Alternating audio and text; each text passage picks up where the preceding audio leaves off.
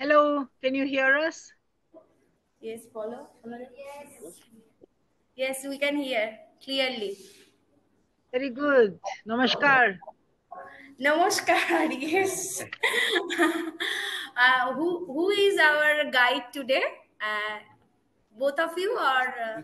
Both of us are guides here today, and Okay. my name is Archana Sharma, and his name is Varun Sharma. Varun? Okay. Yeah. Hello, everyone. Namaskar, Namaskar. sir. Yes. So we both come from northern part of the country. तो अच्छा. आप लोगों को अगर हिंदी आती है तो हम हिंदी में भी हाँ. थोड़ा थोड़ा बीच में बोल सकते हैं. हिंदी बुझी चिलाम. हाँ, हिंदी में ही बोलिए माँ. हमारा स्टूडेंट हिंदी समझ सकते हैं. सब लोग हिंदी बोलते हैं. ऐसे बोलो हाँ. ऐसे बोलो हाँ. Very good. আমি বাংলা না বলতে পারি. नहीं. Okay, so both of us are here. हम अभी ये नीचे जाएंगे और आपको सब हम लोग दिखाएंगे. अभी शुरू करते हैं इसको. ठीक है? Yes, ma'am. हिंदी में ठीक है? सबको समझ आ रहा है ना? कोई हाँ, ऐसा तो नहीं है जिसको नहीं समझ आ रहा है? कोई कैसा? नहीं, सबको समझ आता है. सबको समझ बहुत आता बढ़िया, है. बहुत बढ़िया. तो ठीक है, शुरू करते हैं फिर. So we are ready. Sultan, we are ready. So you are going to share. So are we sharing the screen already? We are sharing the screen. Oh yeah. हाँ. तो तुम्हें बताना. You start, I'll go then. Okay. अपना थोड़ा सा करके फिर चलें. फिर मैं. तो आप लोगों को पता है कि यहाँ पे क्या होता है? You can use the mouse as well. Before starting, मैं आप लोगों से एक क्वेश्चन पूछता हूँ. अगर आप लोगों को पता है कि हम लोग क्या करते हैं यहाँ पे, कोई कुछ बोलना चाहेगा उससे पहले हम स्टार्ट करें? किसी स्टूडेंट में से कोई वॉलंटियर कोई बोलना चाहे? आप बताओ क्या दिख रहा है स्क्रीन के ऊपर? क्या है ये? बताओ. बोलो. क्या दिख रहा है? माउंटेन तो दिख रहा है. बोलो माउंटेन दिख रहा है. हाँ, पहाड़ दिख रहे हैं. हम लोग सब इधर पे ये प्रोग्राम मैं सुबह कुछ दिन पहले से जानता हूँ. ये एक सांड का प्रोग्राम है और इसमें जो हाइड्रोजन कोलाइडर है उसके बारे में ही थोड़ा थोड़ा पता है. आज सुबह से मैं पढ़ा हूँ हाइड्रोजन कोलाइडर के बारे में. अच्छा जी. उतना ज्यादा तो नहीं पता है लेकिन ट्राई कर रहा हूँ. Very good, very good. अभी हम आपको बताएंगे. हाँ. Okay, very good. तो सर्न जो है एक पार्टिकल फिजिक्स की लैब है जहाँ पे पार्टिकल्स, पता है आपको कोई पार्टिकल का नाम पता है? कौन कौन से पार्टिकल्स होते हैं? बहुत सारे बहुत सारे का नाम बोलो. किसी एक का पार्टिकल सब का लोग नाम. एक एक पार्टिकल का नाम बोलो. प्रोटॉन. हाँ, वेरी गुड. दूसरे कोई बोलो. बहुत सारा पार्टिकल है. Electron particle, proton particle. बहुत बढ़िया. किसी को पता है हेड्रॉन क्या होता है? हेड्रॉन ওরা এখনো नहीं समझता है. नहीं समझता है, कोई बात नहीं. बहुत अच्छा. अगर कुछ नहीं समझता है तो बिल्कुल आराम से बोलिए कि हमें नहीं पता है, ताकि हम उसके बारे में बता सके. ओके, तो आप लोगों को ये हमारी स्क्रीन दिख रही है? तो ये पूरा standard model of particle physics बोलते हैं हम इसको. और एक पार्टिकल जू भी बोल सकते हैं कि एक बहुत सारे पार्टिकल है, हमने उनको एक साथ रख दिया है. और ये ही सारे पार्टिकल पूरे यूनिवर्स में जो भी हम आज तक देख पाते हैं, इन सबको ही मिला के बनता है. अब इनको कंबाइन करके डिफरेंट डिफरेंट कॉम्बिनेशन से हम चीजें बना सकते हैं. जैसे आपने बोला प्रोटॉन, है ना? प्रोटॉन आप लोग जानते हैं. है प्रोटॉन. प्रोटॉन जानते हैं ना? तो कभी क्वार्क्स नाम सुना है? ये लोग बोल रहे थे क्वार्क्स के बारे में. क्वार्क्स बोला था. ओके. तो प्रोटॉन के अंदर 3 क्वार्क्स होते हैं, तो 2 अप क्वार्क और 1 डाउन क्वार्क. तो ऐसे ही कॉम्बिनेशन कर करके डिफरेंट पार्टिकल्स बनते हैं. मैं को कुछ बताऊंगी. अच्छा, तो आपको थोड़ा सा पता चला ना. वरुण ने आपको बताया पार्टिकल्स के बारे में, आपने देखा ना. तो अब आपको मैं क्वेश्चन पूछूंगी. पीरियोडिक टेबल के बारे में सुना है आपने? सबको पता है ना, उसमें अलग अलग एलिमेंट्स होते हैं और उनको मिला के फिर मॉलिक्यूल्स बना लेते हैं. हम लोग करते हैं ना.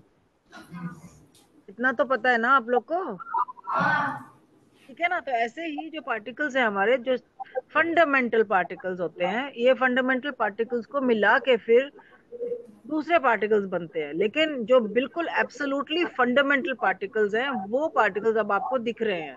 छोटे छोटे होते हैं, बहुत छोटे, और अलग अलग तरह के होते हैं, जिससे कि ये मिलकर फिर एक हैवी पार्टिकल बनाते हैं। जैसे प्रोटॉन है, वो फंडामेंटल नहीं है। अभी वरुण ने बताया कि वो बनता है किससे, कौन कौन सी क्वार्क है। दो अप क्वार्क और एक डाउन क्वार्क। हाँ, दो अप क्वार्क और एक डाउन क्वार्क को मिला के जो पूरी संसार में आप देखते हो, चाहे वो पेड़ हो, चाहे वो टेबल हो, चाहे हम खुद हैं, आप खाना खाते हो, सबके अंदर क्या क्या होता है, क्वार्क्स और क्वार्क से ही प्रोटॉन्स बनते हैं उसमें, ठीक है। आगे चले, तुम थोड़ा नीचे जा रहे हो ना, तो I continue, I can just move.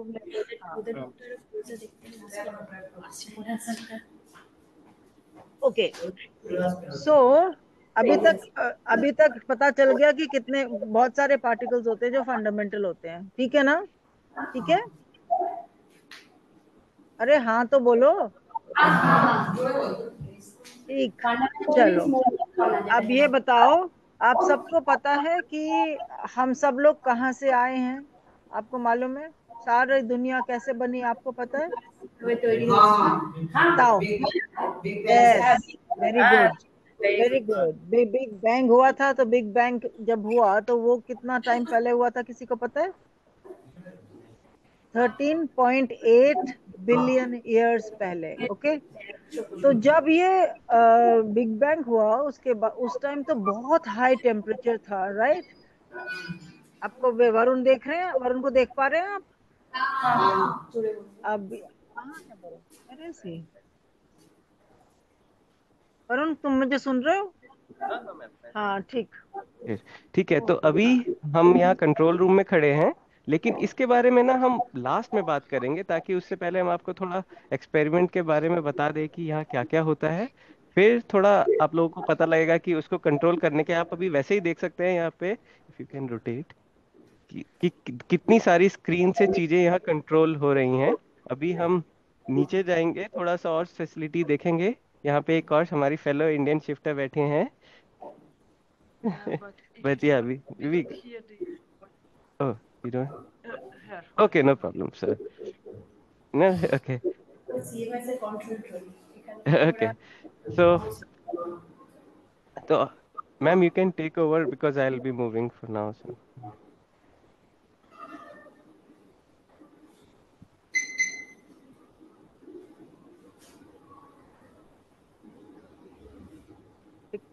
हम ये फंडामेंटल पार्टिकल्स को स्टडी करना चाहते हैं, ठीक है। और क्यों स्टडी करना चाहते हैं? क्योंकि हमको पता लगाना है कि बिग बैंग कैसे हुआ, बिग बैंग से पार्टिकल्स कैसे बने, है ना। और किस तरह से जो सारा संसार है, सारा यूनिवर्स है, वो ऐसा क्यों है, क्यों नहीं हम लोग बिल्कुल गिर जाते हैं नीचे, या फिर चंद्रमा ऊपर से नीचे क्यों नहीं गिर जाता? आपको पता है ना ग्रेविटी के बारे में? ऐसे ही बिल्कुल बिल्कुल ऐसे ही चार फोर्सेस होते हैं। जैसे आपको पता है न्यूक्लियस के अंदर प्रोटॉन्स होते हैं, वो अलग अलग क्यों नहीं होते हैं? क्योंकि एक और फोर्स होता है, बिकॉज वो रिपेल करना चाहिए वैसे तो पॉजिटिव चार्जेस को, लेकिन वो अंदर ही रहते हैं। और हम लोग भी, यूनिवर्स बना इसीलिए है क्योंकि स्ट्रॉन्ग फोर्स है एक, वो उनको सबको साथ में रखता है। तो सन के अंदर, जैसा आप देख रहे हो अपने स्क्रीन के ऊपर, एक एक्सेलरेटर है, जो आपने खुद ही बताया मुझे, लार्ज हैड्रॉन कोलाइडर। आपने देखा था ना, लार्ज हैड्रॉन कोलाइडर। तो हम कहाँ बैठे हैं? आप माउंटेन्स देख रहे हैं ना पीछे पीछे, उसमें सीएमएस कहाँ है? Where is CMS? आपको दिख गया सीएमएस? Very good. इसका पूरा नाम है कॉम्पैक्ट म्यूऑन सोलेनॉइड। और उसमें काम करती है हमारे साथ त्रिशा देबनाथ। ये यहाँ पर स्टूडेंट है, पीएचडी कर रही है। বাংলা বলতি, বাংলা বলতে পারি, আমাকে বলা হয়েছে তোমরা সবাই বাংলা বলো।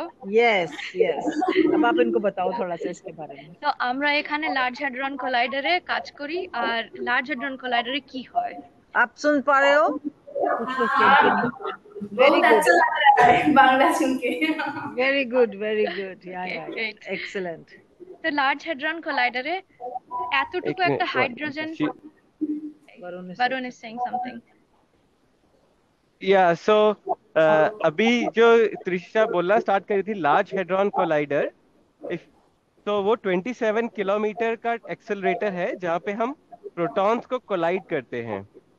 ठीक है, तो अगर आप फिर इस मैप की तरफ देखेंगे तो ये अगर डार्क सर्कल यहाँ दिख रहा है जो अभी स्लाइड में भी शेयर किया था, उसमें ये 27 किलोमीटर का है पूरा, और इसमें चार छोटे छोटे से सर्कल हैं जिसपे कोलिजन्स होते हैं।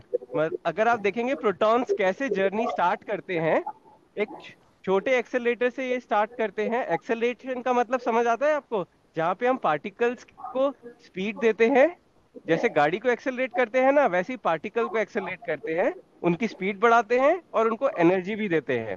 और धीरे धीरे धीरे वो एक, जैसे गाड़ी के गियर शिफ्ट करते हैं एक गियर से दूसरे से पांचवें गियर में, वैसे ही एक्सेलरेटर में भी हम छोटे एक्सेलरेटर से बड़े एक्सेलरेटर में जाते हैं।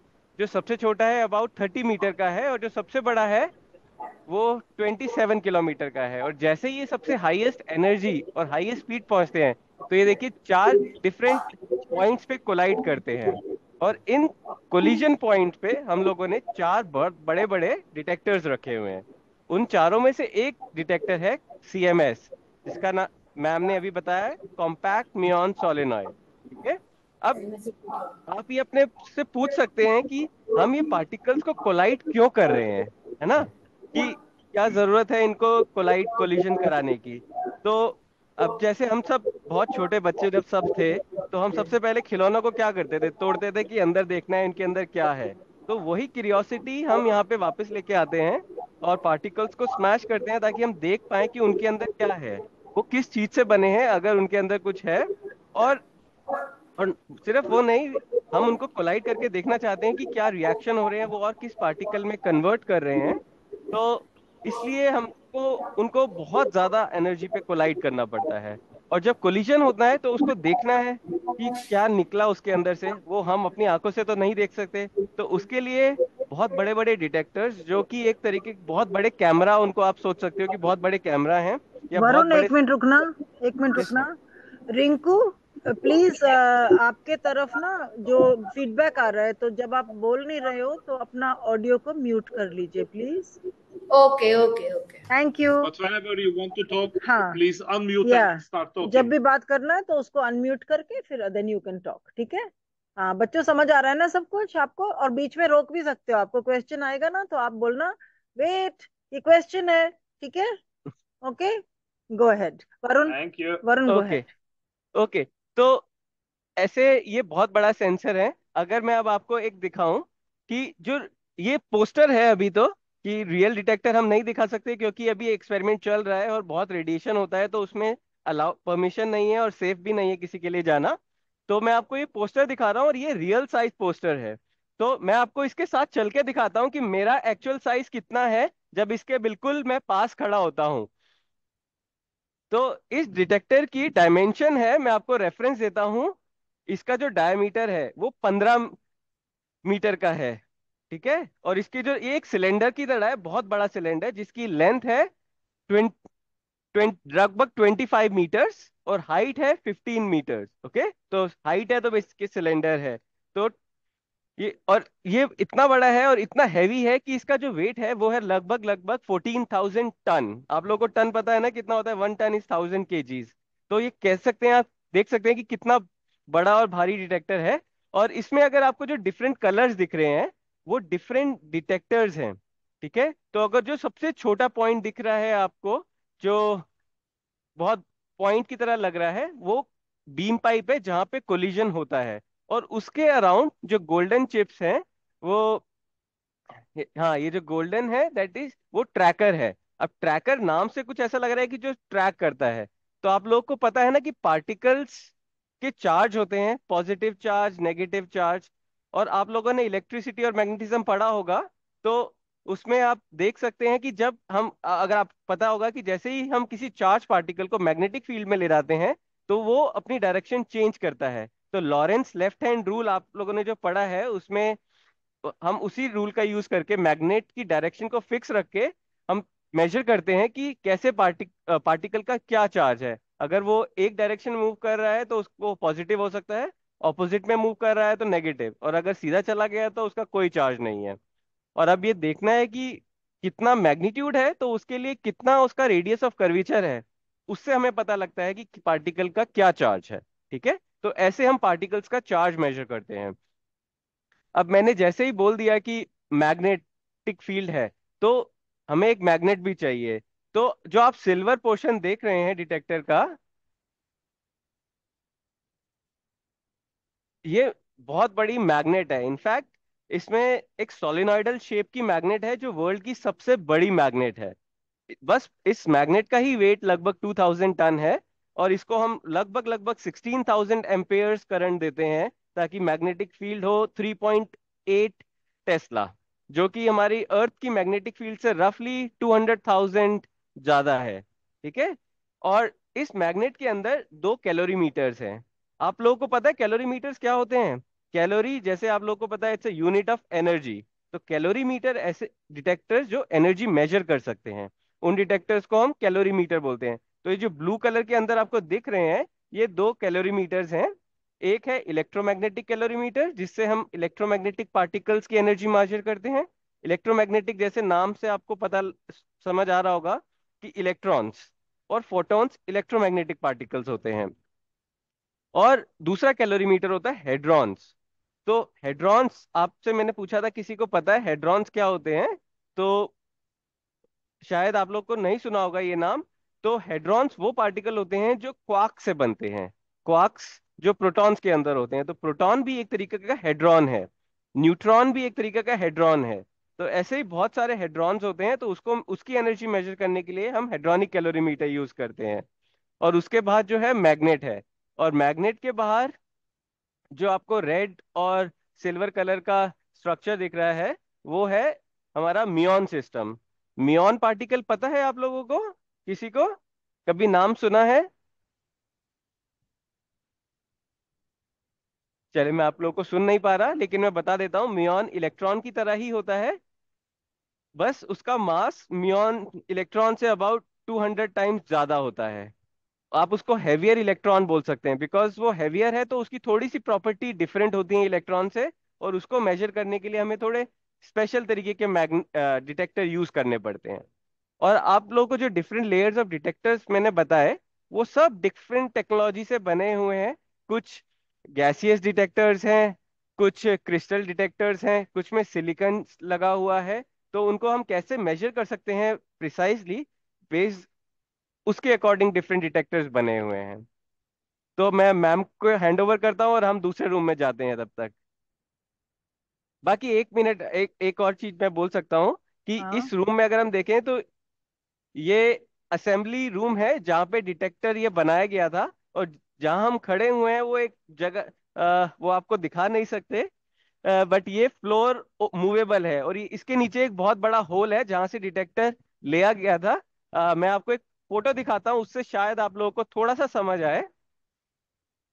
एक ये पिक्चर है, हम इस पोर्शन के ऊपर खड़े हैं जो कि अभी बंद है। ये मूवेबल कंक्रीट है जिसको हम बंद करते हैं, यहाँ से डिटेक्टर लेके नीचे लेके गया था। ये एक फोटो है जिसमें डिटेक्टर की एक स्लाइस को लेके जाया जा रहा है, क्योंकि डिटेक्टर इतना बड़ा है और इतना हैवी है कि उसको पूरे को एक साथ नीचे नहीं ले जा सकते। तो डिटेक्टर को अलग अलग स्लाइसिस में बनाया गया था। जैसे ये एक स्लाइस है, ऐसे ही टोटल 11 स्लाइसिस एक एक करके नीचे लेके गए थे। जैसे हम घर में लेगो ब्लॉक्स बनाते हैं, तो लेगो ब्लॉक्स की तरह इनको असेंबल किया इस असेंबली हॉल में, और एक एक करके उनको नीचे लेके गए थे। ठीक है, तो ma'am over to you, will go to the thank you. Other room now. It's not muted ना, इट्स ओके। तो आपने देखा कि कितना बड़ा हॉल है ये, और ये हॉल स्पेशली बनाया गया था क्योंकि कैवर्न जो है, जहाँ एक्सपेरिमेंट है नीचे, वो तैयार नहीं थी जब हम ये एक्सपेरिमेंट बनाने में तो बहुत टाइम लगेगा ना। आप ऐसे सोचो कि कोई हवाई जहाज बनाना है हमको, और उसका इंजन ही बनाने में कितना टाइम लगेगा। और हमको तो कम से कम नहीं तो 15 इंजन बनाने थे इसके लिए, अलग अलग तरह के। जो कि जो कोलिशंस हो रहे हैं, जो प्रोटॉन कोलिशंस होंगे, जो उन्होंने बीम पाइप दिखाया था ना, पॉइंट कोलिशन पॉइंट भी बताया था, वहां पर उनके हमको फोटोग्राफ लेने होते हैं ये वाले डिटेक्टर्स के साथ। और ये अलग अलग तरह के डिटेक्टर्स हैं, क्योंकि अलग तरह के पार्टिकल्स हैं, है ना। तो जो न्यूट्रल पार्टिकल्स हैं, जैसे उसके लिए कैलोरीमीटर्स होते हैं, एनर्जी मेजरमेंट्स करते हैं। तो ये सब आपको बताया गया कि अलग अलग तरह के डिटेक्टर्स है। लेकिन ये भी मैं आपको बताना चाहूंगी कि ये सब तैयारी करने में हमको 10 साल से ज्यादा लग गया। और ये सब सरफेस में हुआ था, जैसे बताया उन्होंने।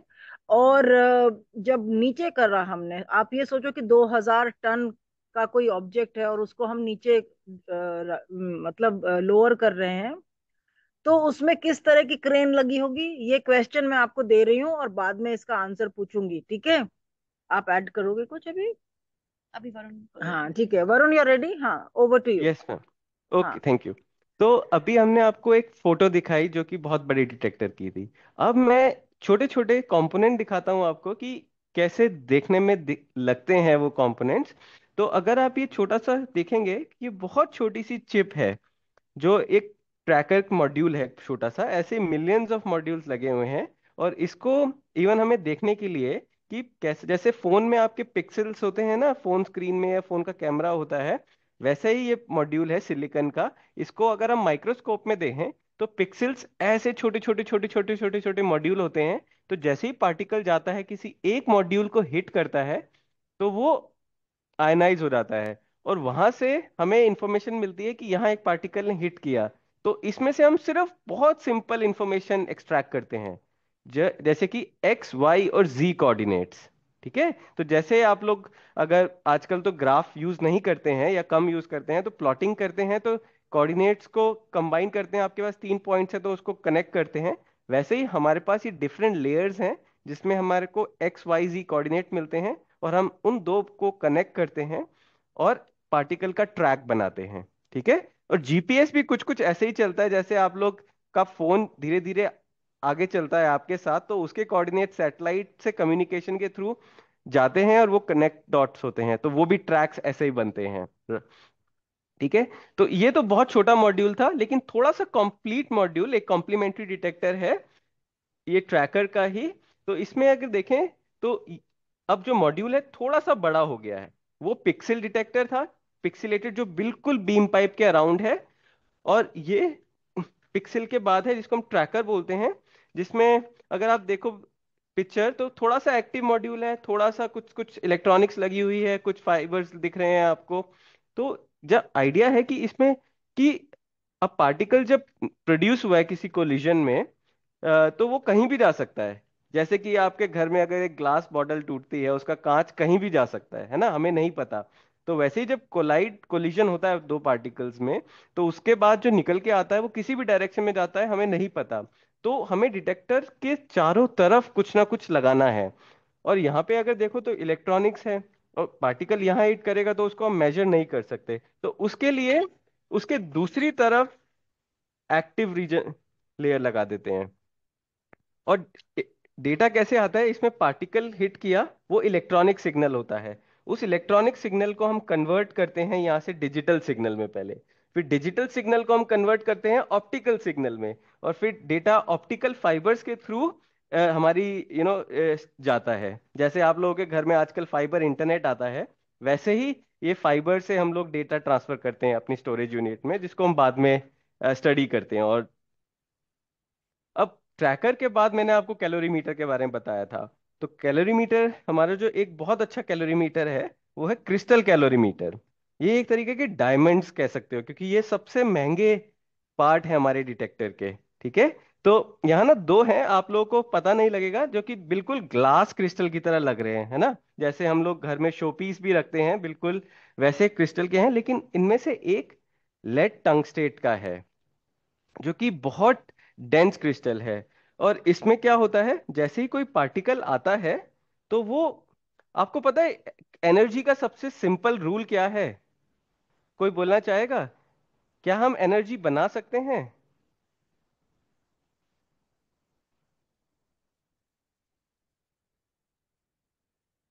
ओके, कोई आंसर नहीं, मेरे को शायद आवाज नहीं आ रही है, स्टूडेंट से बट अपने हाँ हाँ बोलो। एनर्जी को हम कन्वर्ट कर सकते हैं, हाँ। लेकिन क्रिएट और डिस्ट्रॉय नहीं कर सकते। यस। Very good. ओके, अब वेरी आप ये गुड। बताओ कि एक इक्वेशन जो आपको पता है उसके बारे में बताओ। Energy E is equal to, very good Varun. Okay, तो यहाँ पे हम क्या करते हैं, यहाँ पे भी हम वही सिंपल प्रिंसिपल यूज करते हैं कि एनर्जी को एक फॉर्म से दूसरी फॉर्म में कन्वर्ट करते हैं। अब क्या होता है, पार्टिकल एक एनर्जी से आ रहा है और हमने सामने क्रिस्टल रख दिया, और क्रिस्टल में आते ही जो पार्टिकल की पूरी एनर्जी है वो लाइट में कन्वर्ट हो जाती है। और हम ये जो आपको लाइट दिख रही है, इसको पूरा क्रिस्टल को ऐसे बनाते हैं कि पूरी लाइट इसी क्रिस्टल में कंटेन हो और कहीं ना जाए। और इसके साथ हमने ये फोटो सेंसर्स लगा दिए हैं, फोटो डायोड्स हैं, जिसमें हम ये लाइट कैप्चर कर लेते हैं। तो जितनी लाइट हम कैप्चर करते हैं, हम बोलते हैं कि ये पार्टिकल की एनर्जी लगभग लगभग उतनी थी। ठीक है, तो ऐसे हम एनर्जी मेजरमेंट करते हैं। ऐसे ही उसकी तरीके हेड्रोनिक कैलोरीमीटर है, इसके बारे में मैं नहीं बोलूंगा, बट सिमिलर प्रिंसिपल्स में वर्क करता है वो। ठीक है, थोड़ा सा मोर कॉम्प्लिकेट ज़्यादा कॉम्प्लिकेटेड है, क्योंकि हेड्रॉन्स थोड़ा अलग तरीके के पार्टिकल होते हैं, तो मैं उसके बारे में अभी नहीं बोलूंगा। फिर ये जो नेक्स्ट है वो है मैग्नेट। ठीक है, मैं आपको मैग्नेट के बारे में बता रहा था कि ऐसे हमारी मैग्नेट दिखती है, सोलेनॉइडल शेप। ठीक है, सोलेनॉइडल शेप आपको पता है ना कैसा होता है, जैसे कॉइल होता है, पेन का स्प्रिंग होता है, जैसे बिल्कुल वैसा होता है। ठीक है, तो अब इसमें मैग्नेट हम कैसे बना सकते हैं?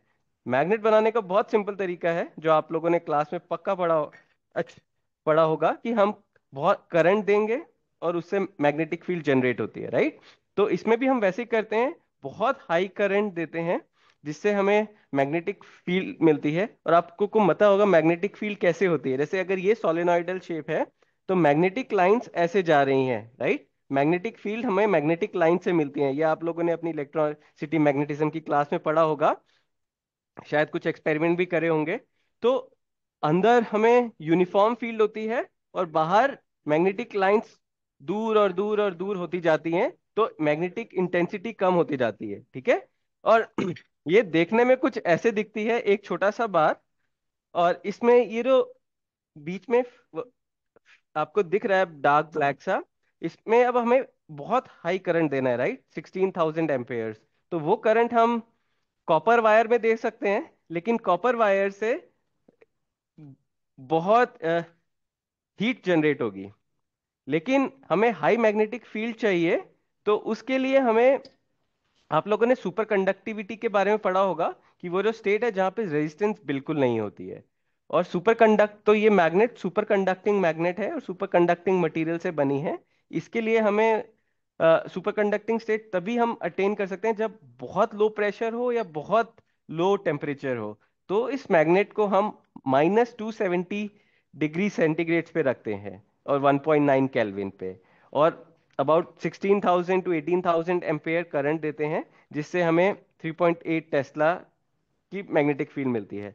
और मैं कॉपर की बात कर रहा था कि हम कॉपर तो यूज कर नहीं सकते, क्योंकि उससे बहुत हीट जनरेट होगी, तो हम स्पेशल नियोबियम टाइटेनियम एक मटेरियल होता है, वो यूज करते हैं।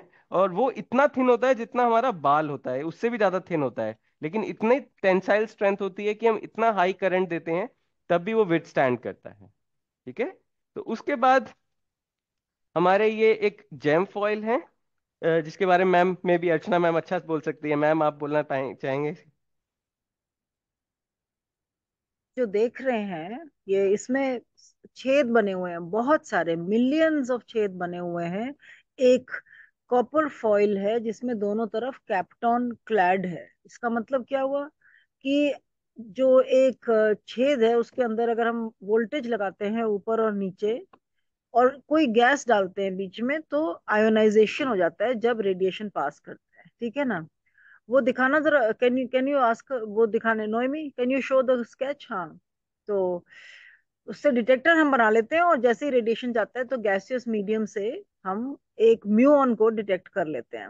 Varun, carry on, okay, time कम है ना तो यहाँ पर। हाँ हाँ, तो ऐसे ही यहाँ पे हमारे पास और भी डिटेक्टर्स हैं जो गैसियस हैं, जो जिनमें के अंदर ये CSE कैथोड स्ट्रिप चैम्बर है, जिसके अंदर गैस न्यूट्रल गैस है, नोबल गैसेस हैं, और वो जैसे ही उसके अंदर पार्टिकल जाता है गैस आयनाइज करते हैं, और हम पॉजिटिव और नेगेटिव आयन को कलेक्ट करके उनका बताते हैं कि कितना कलेक्शन हुआ। तो हम चार्ज और उनका ट्रैक मेजर कर सकते हैं कि किस चैम्बर में आयनाइजेशन हुई है। ठीक है, तो अब टाइम क्योंकि कम है तो हम अब नीचे चलते हैं। तब तक अर्चना मैम आप बता जी सकते हैं या हाँ जी। एंड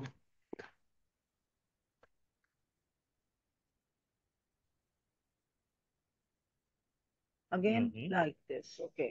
हाँ, तो आपने देखा किस तरह से तरह तरह के डिटेक्टर्स जो है वो मे सब बी वी तरह कैन के सेंड वन मोर थिंग है।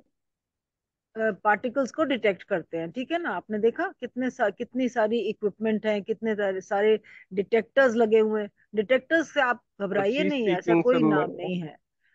इट इज ओनली फॉर, जैसे कि फोटोग्राफ्स हम ले लेते हैं उस तरह से वो हमारे डिटेक्टर्स है। ठीक है ना। और डिटेक्टर्स क्या डिटेक्ट कर रहे हैं, आपने ध्यान किया ना, कोलिजन्स में से क्या निकल रहा है, सब तरफ क्या निकल रहा है, अलग अलग पार्टिकल्स। क्योंकि जब कोलिजन होता है तो आपने ही मुझको बताया कि E = mc², राइट।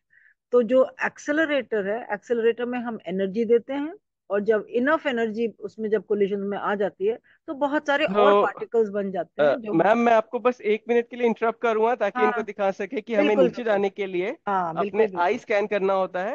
वो और है। ये डोजीमीटर है जो कि हम हमेशा साथ रखना होता है, जिससे पता लगे कि कोई रेडिएशन से तो एक्सपोज नहीं हो रहे। तो इसकी रीडिंग हम generally before going and after going measure करते हैं। वो सामने अगर आप देख सकते हैं तो इक्विपमेंट है जहां हम इंसर्ट करके अपनी डोसेज जिसमें कितनी एक्यूमुलेट हुई है वो मेजर कर सकते हैं।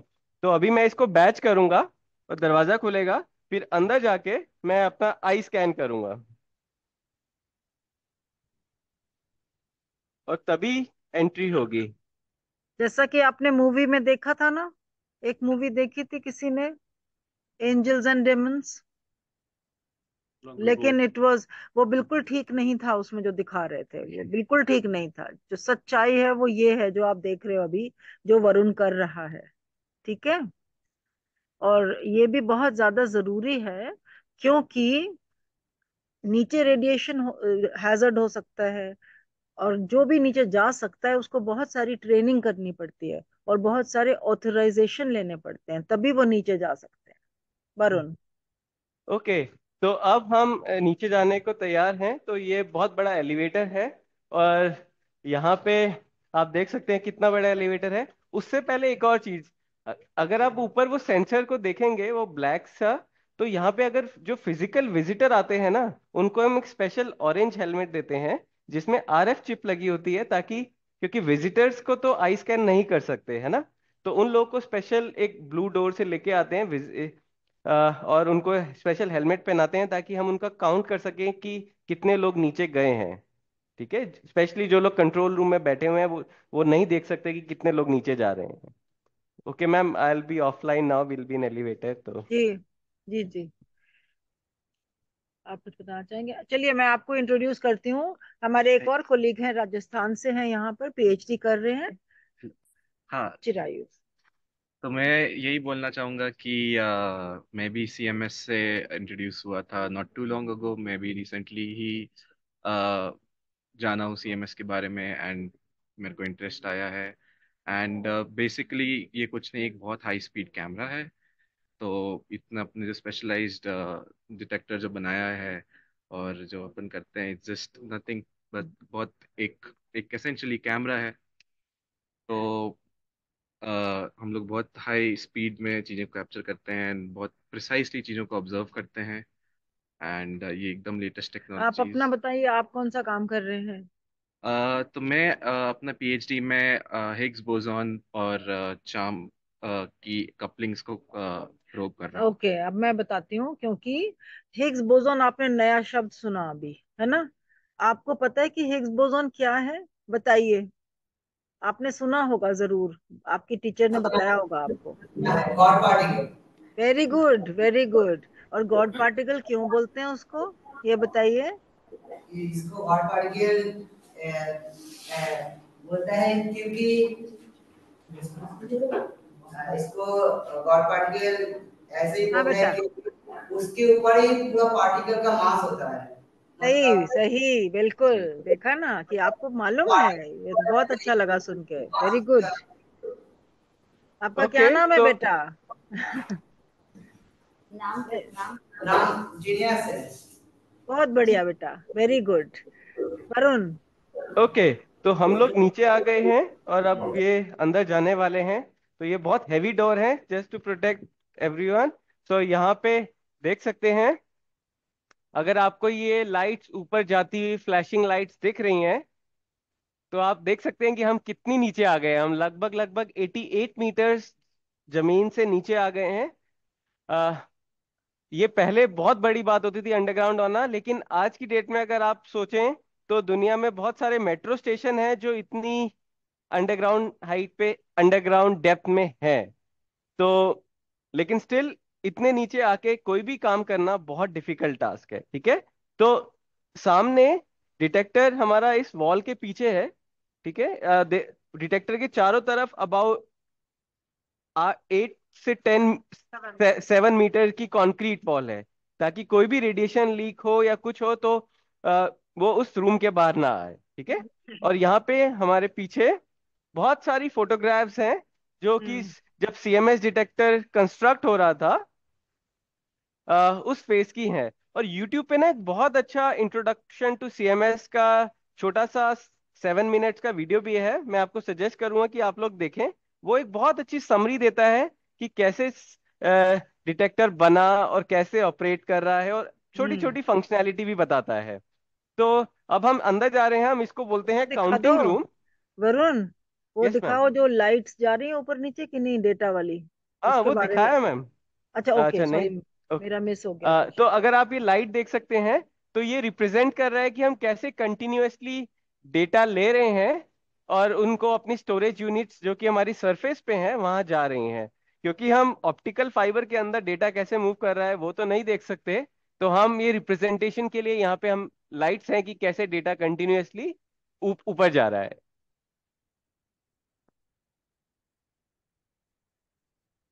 और अब हम जा रहे हैं जिसको हम काउंटिंग रूम बोलते हैं। काउंटिंग रूम क्योंकि जब पहले एक्सपेरिमेंट होते थे, जैसे क्लाउड चैम्बर या बबल चैम्बर, तो उसमें जब कॉस्मिक म्यून्स आता था और जो ट्रैक बनाता था, हम उनको एक्चुअली में काउंट करते थे और मैनुअली काउंट कर सकते थे। तो counting, right right, how many events, कितने इवेंट्स हम ले रहे हैं, तो उसको काउंटिंग। अब इस रूम में भी हम काउंटिंग करते हैं, ठीक है, लेकिन अब हम नहीं कर रहे, सर एफपीजीएस और कंप्यूटिंग हमारे लिए कर रहे हैं वही काम। तो अगर यहाँ पे देखोगे तो बहुत सारा इलेक्ट्रॉनिक्स आपको दिख रहा है। ये कुछ भी सर्वर्स नहीं है यहाँ पे, ठीक है। ये एक बहुत बड़ा डिटेक्टर है जो कि डिटेक्टर के बाहर है। तो यहाँ पे एक सिस्टम है जिसको हम बोलते हैं ट्रिगर सिस्टम, और वो बनता है एक डिजिटल इलेक्ट्रॉनिक से।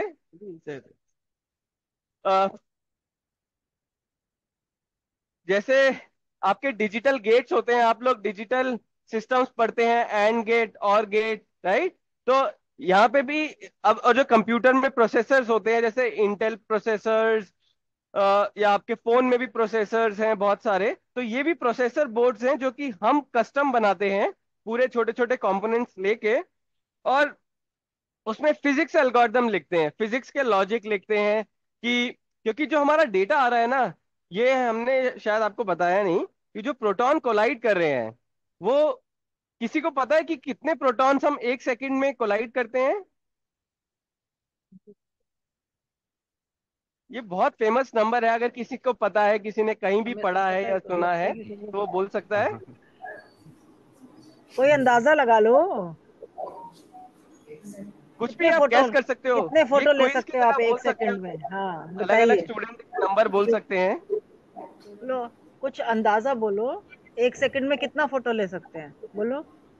मिलियंस। वेरी नाइस, उन्होंने तो मिलियन बोल दिया भाई वरुण। अरे आ वेरी गया। गुड। मैं यहाँ थोड़ा कम सुन पा रहा हूँ, तो हाँ, मैम आप बता दीजिएगा। बता दिया, मिलियन 40। हो गया। हम्म। Very good. तो हम 40 मिलियन कोलिजन करते हैं 1 सेकंड में, ठीक है। तो एक साथ 40 मिलियन नहीं होते हैं, एक कोलिजन होती है हर एक 25 नैनो सेकेंड में। नैनो सेकेंड होता है 10⁻⁻⁹ ठीक है, अगर आपको नहीं पता तो। हर एक 25 नैनो सेकेंड में कोलिजन हो रही है। अब डिटेक्टर्स को भी हर एक कोलिजन की फोटो लेनी है, तो उसको भी 40 मिलियन फोटो खींचनी है। तो जैसे आप लोग फोन में फोटो खींचते हैं, उसका साइज 2 MB, 4 MB, 5 MB होता है ना। तो हमारे डिटेक्टर में हर एक फोटो का साइज लगभग लगभग 2 मेगाबाइट होता है। आप सबको पता है मेगाबाइट कितना होता है ना। तो 40 मिलियन टाइम्स 2 मेगाबाइट आप करो, तो हमारे पास 80 पेटाबाइट डेटा हर सेकंड आ रहा है। और वो डेटा ना टेक्नोलॉजिकली हम लोग ना स्टोर कर सकते हैं, ना मूव कर सकते हैं, क्योंकि ये जो ग्रीन और साइन कलर के आप फाइबर देख रहे हो ना, जो ऑप्टिकल फाइबर होते हैं, ये जब इंस्टॉल करे गए थे 2015 में और कुछ 2010 में, ये सिर्फ 10 गीगाबाइट पर सेकंड ही डेटा ट्रांसफर कर सकते थे। लेकिन हमारा डेटा आ रहा है कितना, 80 पेटाबाइट डेटा। तो हमें कुछ करना है उसके बारे में। तो क्या करना पड़ेगा, हमें हमें उनको फिल्टर करना पड़ेगा कि अच्छे इवेंट्स को, अच्छी फोटोग्राफ्स को रख लो और खराब को डिस्कार्ड कर दो, ठीक है। तो ये हम करते हैं ट्रिगर सिस्टम में। लेकिन यहाँ बहुत बड़ी प्रॉब्लम है कि हमारे पास सिर्फ 4 माइक्रो सेकंड है ये डिसीजन लेने के लिए कि हम ये इवेंट रखें कि डिस्कार्ड करें, ठीक है। तो इन इसलिए इन बोर्ड्स को और इन प्रोसेसर को बहुत फास्ट रन करना है। तो हम यहाँ बहुत सिंपल लॉजिक्स लिखते हैं, और बहुत फास्ट होते हैं जो कंप्यूटेशनली, और बहुत स्मार्ट होते हैं, क्योंकि हमें ये भी मेक श्योर करना है कि जो हम सेलेक्ट करें उससे अच्छी फिजिक्स हम कर सकें, कुछ नया डिस्कवर कर सकें, जो हमें, जिसके आंसर्स हमें नहीं पता है, उन क्वेश्चंस के आंसर कर सकें। जैसे हम लोगों ने हिग्स बोसॉन डिस्कवर करा, अब हम लोग डार्क मैटर ढूंढना चाहते हैं, या सुपर सिमेट्री, बहुत न्यू फिजिक्स मॉडल्स हैं उनको ढूंढना चाहते हैं। तो वैसा डेटा हम कलेक्ट कर सकें, उसके एल्गोरिदम्स यहाँ लिखने पड़ते हैं बहुत सिंपल में और फास्ट में भी, क्योंकि इनको डिसीजन लेना है 4 माइक्रो सेकेंड, ठीक है। तो ये बहुत इंपॉर्टेंट सिस्टम है जहां पे हम 40 मिलियन में से सिर्फ 100,000, 1 लाख इवेंट सेलेक्ट करते हैं, बाकी सबको डिस्कार्ड कर देते हैं, ठीक है। और अभी भी आप देखो तो 100,000 टाइम्स 2 मेगाबाइट इज 200 गीगाबाइट पर सेकेंड। वो भी बहुत बड़ा डेटा सेट है। तो हम एक और लेवल ऑफ ट्रिगर ऐड करते हैं जिसको हम HLT बोलते हैं, हाई लेवल ट्रिगर, जिसमें हम बहुत हाई कॉन्फ़िगरेशन के कंप्यूटर्स और कुछ CPUs और कुछ GPUs भी यूज करते हैं, अगर आपने GPUs का नाम सुना है तो। और वहां पे हम लगभग लगभग 2 से 3 हजार इवेंट्स स्टोर करते हैं। तो हम आउट ऑफ 40 मिलियन बस 3,000 इवेंट्स एक्चुअल में स्टोर करते हैं एवरी सेकेंड, और बाकी सब डिस्कार्ड कर देते हैं। और कोई रिसाइकिल और ट्रैश बिन नहीं है कि डेटा सेव एक दिन बाद हम देख के फिर डिलीट कर सकते हैं। जो डिस्कार्ड कर दिया वो एकदम से गया। तो बहुत इंपॉर्टेंट सिस्टम है ये, कि हम मेक श्योर करें कि हम सब कुछ अच्छा सिलेक्ट कर रहे हैं, ठीक है। हाँ, अब इसके मैं लिए आपको, वरुण ये बोल मैम आप सकते हैं बोलिए, मैं कि मैग्नेट के पास जाऊँ। हाँ ठीक है, ये डेटा क्वालिटी मॉनिटरिंग एक बहुत इंपॉर्टेंट पार्ट होता है। और आप देखोगे कि यहाँ पर भी जो ये कंट्रोल रूम आप देख रहे थे, उसमें एक पोस्ट है, एक शिफ्ट होती है, जहां पर कॉन्स्टेंटली ये देखा जाता है कि हम डेटा अच्छा ले रहे हैं कि नहीं ले रहे हैं। और क्योंकि जैसा कि वरुण ने बताया कि हमें सिर्फ सही data, clean data, relevant data, कि जो हमें पढ़ना, जो हमें फिजिक्स का एनालिसिस करनी है, और जो फिजिक्स के जैसे सर्चेस हम कर रहे हैं, या जैसे आपने हिग्स बोसॉन के बारे में बताया, तो हिग्स बोसॉन को हमें स्टडी करना है या उसके आगे लेके जाना है, जो उसके बियॉन्ड क्या है हमको देखना है, वो सब की जो अगर रेलेवेंट है डेटा, तभी हम उसको रखते हैं। और जैसा वरुण ने बताया, वो ट्रिगर सिस्टम उसको सेलेक्ट करता है, क्योंकि उसके हमको कैरेक्ट पैटर्न पता होता है कि किस तरह का पैटर्न का डेटा हमको रखना है। ठीक है ना। चलो आगे, वरुण यू रेडी? ओके। तो हम्म। अगर आप इस पोस्टर को देखेंगे, ये भी एक पोस्टर है। अनफॉर्चुनेटली हम आपको अंदर से नहीं दिखा सकते, क्योंकि जैसे पहले बोला कि सिस्टम चल रहा है अभी। तो ये जो ब्लू कलर का आपको पाइप दिख रहा है, ये एक्सेलरेटर होता है, ठीक है। इसके अंदर बहुत सारी मैग्नेट्स होती हैं और बहुत सारे सिस्टम्स होते हैं, जिसके 2 पाइप्स होते हैं पहले तो। अगर मैं आपको इस दूसरी फोटो में दिखाऊं तो ये अंदर से ब्लू पाइप कुछ ऐसा दिखता है, जिसमें ये दो छोटे छोटे पाइप हैं, जिसमें प्रोटॉन्स दो डायरेक्शन में जा रहे हैं, एक क्लॉकवाइज एक एंटी क्लॉकवाइज। और फिर डिटेक्टर के अंदर जाके वो एक ही में हो जाते हैं और वहां पे कोलिजन होता है, ठीक है। और जो कोलिजन होता है वो हेड ऑन नहीं होता है, वो क्रिस क्रॉस होता है, जैसे दोनों एक में आ रहे हैं और एक बहुत छोटे एंगल पे वो एक दूसरे को क्रॉस करते हैं, ठीक है। तो क्रॉस करके एक इधर चले जाता है, दूसरा दूसरे पाइप में चले जाता है, ठीक है। तो ऐसा कुछ दिखता है और उसके चारों तरफ मैग्नेट्स होती हैं प्रोटॉन्स को साथ रखने के लिए, क्योंकि ये जो दिख रहा है, जो बीम होती है प्रोटॉन्स की, वो एक बंच बीम में बंचेस में होती है। और जो एक बंच है उसमें लगभग लगभग 10 to power 11 प्रोटॉन्स होते हैं, लगभग 100 बिलियन प्रोटॉन्स होते हैं। अब प्रोटॉन्स का चार्ज पॉजिटिव है तो एक साथ तो रह नहीं सकते, वो रिपेल करेंगे। तो उनको साथ रखने के लिए उनके चारों तरफ मैग्नेट लगाई होती है हम लोगों ने, ठीक है। और उनको फोकस भी करना है और उनको सर्कुल, क्योंकि आपने उस वीडियो में देखा होगा सर्कल डायरेक्शन में जा रहे हैं, तो उनको सर्कुलर डायरेक्शन में लेके जाने के लिए भी मैग्नेट्स यूज करते हैं, क्योंकि न्यूटन का फर्स्ट लॉ कहता है कि जब राइट कि जब तक हम एक्सटर्नल फोर्स नहीं लगाएंगे object will continue to move in the same direction, right, until unless acted upon by external force. तो यहाँ हम एक्सटर्नल फोर्स देते हैं मैग्नेट से, ताकि वो सर्कुलर डायरेक्शन में मूव कर सकें, ठीक है। और ये एक दूसरा पोस्टर है जो कि बहुत अच्छा है, कि जिसका वीडियो दिखाया था कि जो प्रोटॉन्स है ना, वो इस बॉटल ऑफ हाइड्रोजन गैस, हम प्रोटॉन्स कहाँ से निकालते हैं, हाइड्रोजन गैस से, जो कि बहुत अबंडेंट है नेचर में, है ना। तो वहां से प्रोटॉन लेते हैं और उनको एक स्मॉल लीनियर एक्सेलेरेटर है, वो लगभग लगभग 33 मीटर्स का होता है, उसमें डालते हैं, जो कि ऐसा दिखता है, इतनी सारी केबल्स और बहुत सारा इंफ्रास्ट्रक्चर होता है यहाँ पे। और उसके बाद एक छोटा बूस्टर है जो कि 157 मीटर का है, नॉट किलोमीटर, जस्ट मीटर। फिर उसके बाद 600 मीटर का प्रोटॉन सिंक्रोट्रॉन होता है, पीएस। फिर उसके बाद बीम जाती है 7 kilometre, SPS. And then finally 27 kilometre, ठीक है। तो स्टेप वाइज ऑपरेशन है। और इस टेबल में अगर आप देखोगे तो हर लेवल पे कितनी स्पीड इंक्रीज होती है, और एलएचसी में they are travelling with speed of light, ठीक है, 99.9999991 तक वो स्पीड ऑफ लाइट से ट्रैवल कर रहे हैं। और हर लेवल पे कितना एनर्जी इंक्रीज होता है वो भी यहाँ पे लिखा है। और नीचे कुछ पैरामीटर्स हैं कि किस पैरामीटर्स के साथ एलएचसी ऑपरेट करता है, ठीक है। तो अब मैं आप लोगों को दिखाता हूँ एक बहुत सिंपल सा एक्सपेरिमेंट या डेमोन्स्ट्रेशन। तो ये सिंपल पेपर क्लिप्स हैं जो आप लोग भी यूज करते हैं अपने पेपर्स को साइड करने के लिए। और इसको अगर आप किसी भी डायरेक्शन में से देखेंगे तो ये can you just rotate around it so that they know कि ये देखो, ये सिंपल सीधा है, राइट।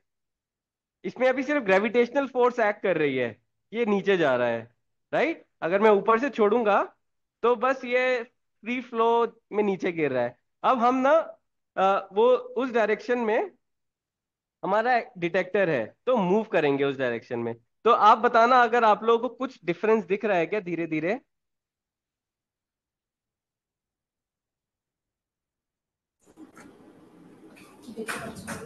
पता चल रहा है कुछ? देखो क्या हो रहा है,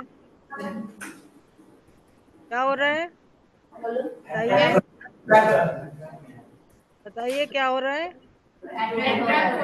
मैग्नेट है ना कहीं पीछे, ऐसा लग रहा है। आपने देखा नहीं है मैग्नेट, लेकिन ये उसका फील्ड यहाँ तक आ रहा है। लेकिन ठीक है। अब जो ये पार्टिकल्स हैं हमारे, आप उस पार्टिकल्स से आप ये समझ सकते हैं कि ये मैग्नेटिक फील्ड जो ये अट्रैक्शन हो रही है, ये देखा आपने कैसे लगा दिया उन्होंने, वरुण ने। तो और इनफैक्ट ये भी देख सकते हैं कि हम इसको यहाँ पे चिपकाएंगे, बस छोड़ देंगे और ये लटक जाएगा। देखा कितना ठीक है। और ये स्ट्रॉन्ग जो मैग्नेट है ये। मैग्नेट है ना, जो हमसे लगभग लगभग 50 मीटर दूर है, ये वर्ल्ड का सबसे लार्जेस्ट मैग्नेट है। और इतना दूर तक जो कि बीच में हमारा एक 7 मीटर की कंक्रीट वॉल है, उसके बाद भी मैग्नेटिक फील्ड ऑब्जर्व कर पा रहे हैं।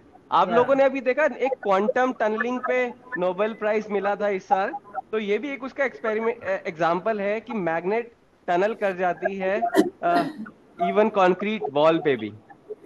ठीक है, तो अगर इसको मैं ग्राउंड पे भी रखूंगा, ये देखो, अगर आप ये देख पा रहे हो, ये मैंने खड़ा किया है, राइट। पेपर क्लिप ये जमीन पे खड़ी नहीं रह सकती, लेकिन ये क्योंकि यहाँ मैन होल है जो मेटल का है, तो वो उसकी वजह से, आई डोंट नो दिख रहा है दिख रहा है वरुण। तो इसमें देख रहे हो ग्रेविटेशनल फोर्स को भी ये नलीफाई कर रहा है और वो नीचे नहीं गिर रहा है और ऑसिलेट कर रहा है ना। तो इतनी पावरफुल मैग्नेट है यहाँ पे।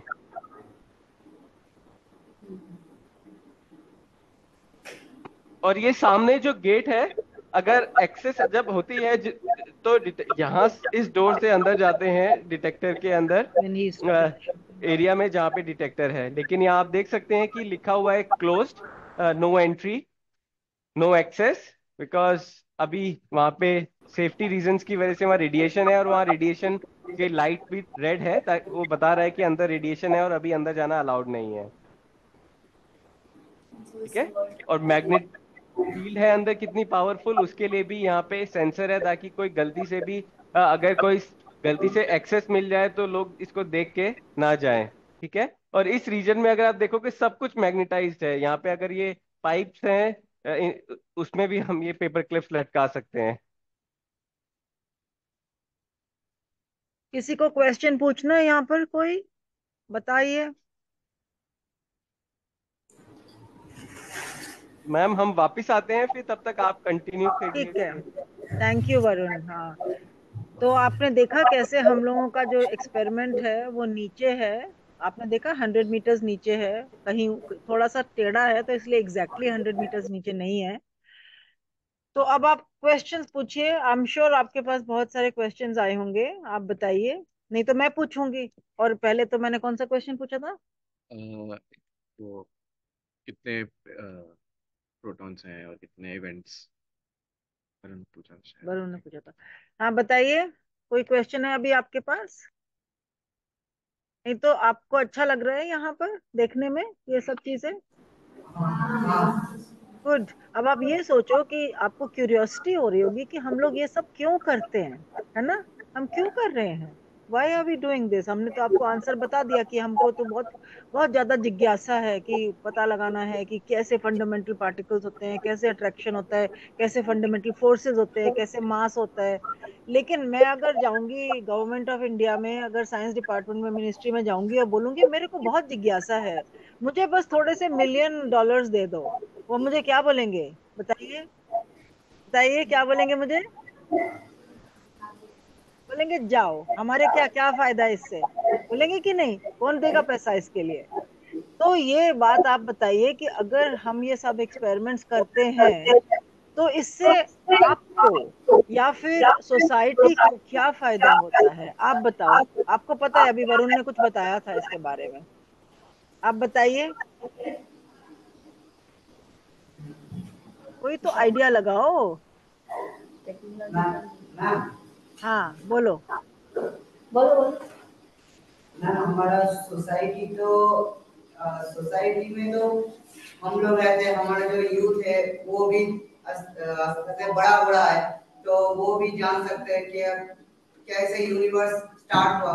सबका क्यूरियोसिटी रहता है, मेरा भी जरूर क्यूरियोसिटी है। मैं भी कुछ क्वेश्चन लिख के लाया हूँ वेरी गुड। कि मुझे भी बहुत दिनों से, मैं भी ये ब्रीफ हिस्ट्री ऑफ टाइम मैंने भी पढ़ा था, जी जी जी।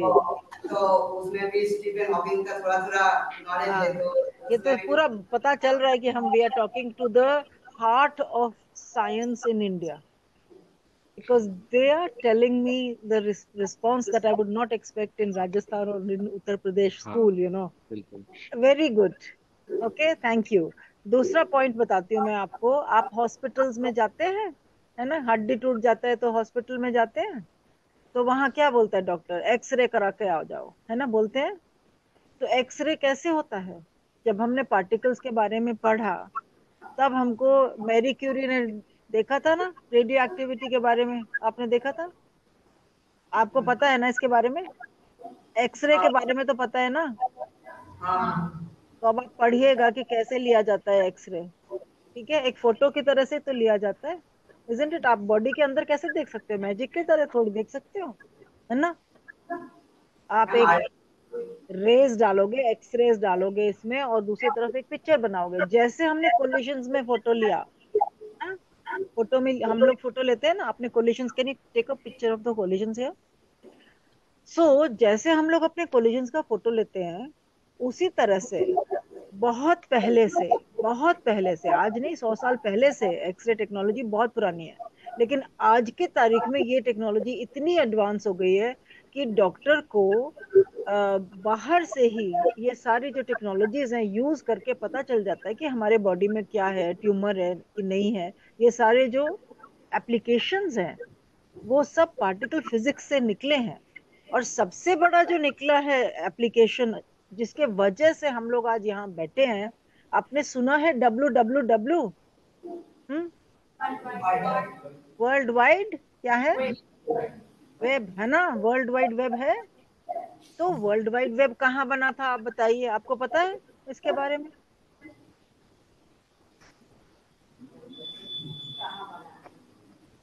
आपको पता है कहाँ बना था वर्ल्ड वाइड वेब?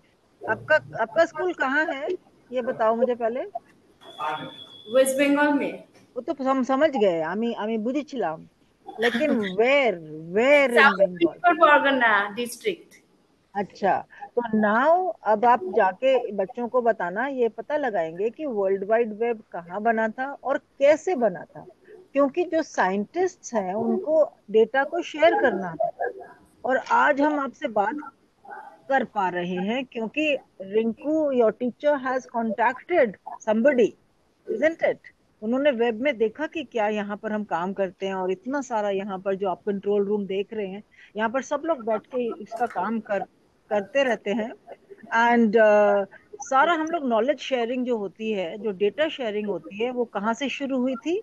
1989 में आपके जैसे स्मार्ट स्टूडेंट्स ने इसके बारे में सोचा कि कैसे इसको बनाया जाए। और भी बहुत सारे एप्लीकेशंस हैं, जीपीएस के बारे में वरुण ने बताया था आपको। जीपीएस को हम कैसे यूज कर पाते हैं, क्योंकि हमने रिलेटिविटी के बारे में आइंस्टाइन ने बताया था, राइट? और भी बहुत सारे यूजेस हैं, but may be I will stop here. आप लोग को कुछ बताना है और तो बताओ। You done? Sultan, what is the plan? I mean, I can continue for another hour. हाँ ठीक है, अब हम ऐसे करेंगे कि अब हम आप लोगों से क्वेश्चन, मतलब आप हमसे क्वेश्चन पूछेंगे, हम लोग आपके लिए बैठे हुए हैं यहाँ पर सामने, ठीक है? क्वेश्चन को पूछना जरूरी है, आप बताओ, क्वेश्चन पूछिए। बोलो तुम्हारा प्रश्न बोलो। And I want to hear कि कोई ये जो सामने बैठी है ना बच्चियां, ये क्वेश्चन पूछेंगी सबसे पहले। हाँ, ये मेरा गिर गया था नीचे। अच्छा ठीक है। हाँ जी, बताइए हाँ बोलो। क्वेश्चन। हाँ बेटा। मैम, मेरा क्वेश्चन है कि हमारा फर्स्ट क्वेश्चन जो है, हम क्वांटम, मैं थोड़ा थोड़ा क्वांटम के बारे में जानता हूँ, तो क्वांटम फिजिक्स के बारे में जानता हूँ, तो मुझे एक बात बोलिए, जो हम जो सब कुछ पढ़ते हैं और क्वांटम में जो बोलता है जो मल्टीवर्स और पैरेलल यूनिवर्स होता है, ये क्या पूरा पूरा सच है या? बहुत अच्छा क्वेश्चन है। हाँ ठीक है, थैंक यू। कौन आंसर करना चाहेगा? तो देखो, ये हम लोगों ने सोचा है इसके बारे में, क्वांटम थ्योरी ये कहती है। अब लेकिन इसी चीज का आंसर करने के लिए एक्सपेरिमेंट बनाया गया है। तो अभी तक तो हमें रिजल्ट नहीं मिले हैं उस डायरेक्शन में, लेकिन हो सकता है कि हम शायद गलत डायरेक्शन में देख रहे हो, या जितनी एनर्जी पे हमें उसको देखना चाहिए हम उस स्ट्रक्चर में उसको नहीं देख पा रहे हैं। तो इसका अभी आंसर ये होगा कि उसको हम ढूंढ रहे हैं, अभी तक मिला नहीं। पर एलएचसी एक बहुत अच्छा मीडियम है जिससे हम उसको देख सकते हैं, या उसके बारे में कुछ भी हिंट हो वो पता लगा सकते हैं। Very good, excellent. हाँ, और भी है क्वेश्चन, बोलिए। मेरा सेकंड क्वेश्चन है, हमारा जो मिल्की वे है, वो हम लोग ने, मैंने फोन में सर्च करके देखा था, हमारा जो मिल्की वे है, हमारा जो ईयर का जो कॉक्लिया होता है और ब्रेन का जो न्यूरॉन होता है, उसका जो स्ट्रक्चर और मिल्की वे का जो स्ट्रक्चर वो मैच करता है, ये रियली में सच है या फेक है? क्वेश्चन है, शैल आई आंसर या आप लोग बोलेंगे कुछ किसी को? तो अब आप ऐसे सोचिए, आपने मैथमेटिक्स तो पढ़ा ही है, राइट? तो हाँ मैथमेटिक्स में आपने तरह तरह के डिजाइन्स भी मैथमेटिकल इक्वेशन से आप उनको रिप्रेजेंट कर सकते हैं, राइट। हम्म और हम्म सिमिट्रीज होते हैं यूनिवर्स में, जैसे कि अगर आप एक फूल को भी देखते हैं, flower is also symmetrical. Symmetrical होता है कि नहीं, बिल्कुल एक आइडेंटिकल पेटल्स होते हैं उसके, है यस ना। यस हाँ बीच में से काटेंगे तो हाफ एंड हाफ ऐसे हो जाता है। उसी तरह से इसी को अगर आप बहुत आगे लेकर चले जाएं, और वो फूरियर सीरीज टाइप का जो इक्वेशंस होते हैं, आगे थोड़ा कॉम्प्लेक्स है लेकिन मैं उसमें नहीं जाऊंगी। आप ऐसे सोचें कि जो पैटर्न्स बनते हैं दुनिया हम्म में, यूनिवर्स में जो पैटर्न्स बनते हैं वो बहुत सिमिलर होते हैं, और उसकी ऑप्टिमाइजेशन होती है to the functionality. You know जो ईयर है हमारा ऑप्टिमाइज्ड है, बिकॉज कि हम किस तरह से आवाज को सुनते हैं, तो आवाज को कैसे जाना चाहिए कान के अंदर। जब हमारा एवोल्यूशन हुआ, और जो कान में अगर हम नहीं सुन पाते थे पुराने जमाने में, मतलब इन द सेंस कि मिलियंस ऑफ इयर्स अगो, तो वो लोग तो पेरिश हो गए। आगे जो आए, वो वही लोग आए जिनका की कॉक्लिया ऑप्टिमाइज था, ठीक है। अब जो हम इक्वेशंस को लेके यूनिवर्स में जाते हैं, ये तो मैंने लिविंग बॉडी का एग्जांपल दिया आपको, यूनिवर्स में भी एक तरह का ऑप्टिमाइजेशन चल रहा है, और वो भी सिमेट्री पर बेस्ड है। और कहीं कहीं पर जब ये सिमेट्रीज एक जैसी दिख जाती है, तो हमको नेचर में सेम पैटर्न्स दिखते हैं। गोभी का फूल आप देखते हैं ना, वो भी एक सिमेट्री है, उसका भी हम हम्म। इक्वेशन लिख सकते हैं। आप समझ गए? मेरा सेकंड पूरा क्वेश्चन है। लिस्ट बना के लाया। बताइए। मेरा सेकंड क्वेश्चन है कि मैं हम लोग जानते हैं कि सबसे पहले जो यूनिवर्स स्टार्ट हुआ था वो बिग हम्म। बैंग से स्टार्ट हुआ था। ये हम लोग सब जानते हैं, लेकिन एक बात बोलिए, जब बिग बैंग हुआ था उसमें बोला था कि एक स्मॉल पार्टिकल उसका डेंसिटी बहुत ज्यादा था। जी। स्मॉल पार्टिकल उसका डेंसिटी बहुत ज्यादा था, उससे ही पूरा यूनिवर्स कुछ सेकेंड में सडनली स्टार्टिंग हो गया। लेकिन वो जो एकदम स्मॉल पार्टिकल उसको जो कहाँ से आया? नेग्लेक्ट करते थे बिग बैंग में, तो उसको नेग्लेक्ट करते थे, बोलता है उसके पहले कुछ नहीं है। लेकिन उस वो जो पार्टिकल है वो कहाँ से आया? बेटा तुम्हारा नाम क्या था, तुमने बताया था, बताना। जीनियस थे। क्या था? जीनियास? हाँ, नाम करेक्ट यस बोल रही हूँ मैं आपका? हाँ हाँ, मेरे को लगता है कि अगर आप इस क्वेश्चन का आंसर निकाल लोगे ना, तो सर्टनली नोबेल प्राइज इंडिया को ही मिल जाएगा। ठीक है ना? ठीक है। क्योंकि ये क्वेश्चन के लिए ही हम सब यहाँ बैठे हैं, जो हम स्टडी कर रहे हैं इतना सारा, इसमें बिलियंस ऑफ डॉलर्स लगा लगा के एक्सपेरिमेंट्स कर रहे हैं, वो यही समझने की कोशिश हम लोग कर रहे हैं, क्योंकि बहुत क्वेश्चंस के आंसर्स हैं और बहुत क्वेश्चंस के आंसर्स नहीं हैं। सिंपल क्वेश्चन ये भी है ना, ऐसे सोचो कि ऐसा क्यों हुआ कि हम लोग बने, कि दुनिया बनी, कि यूनिवर्स बना, ऐसा क्यों हुआ? क्योंकि जो मैटर है और एंटी मैटर है वो तो सेम होना चाहिए ना, सिमेट्री की वजह से। तब बिग बैंग हुआ तो प्लस माइनस जैसे मैटर और एंटी मैटर बना, तो सेम बनना चाहिए था, और सेम बनने से वो एनिहिलेट हो जाता और खत्म हो जाता। लेकिन फिर भी मैटर बन गया, इसका मतलब कुछ तो गड़बड़ था उधर, है ना। वो गड़बड़ को ही हम स्टडी कर रहे हैं।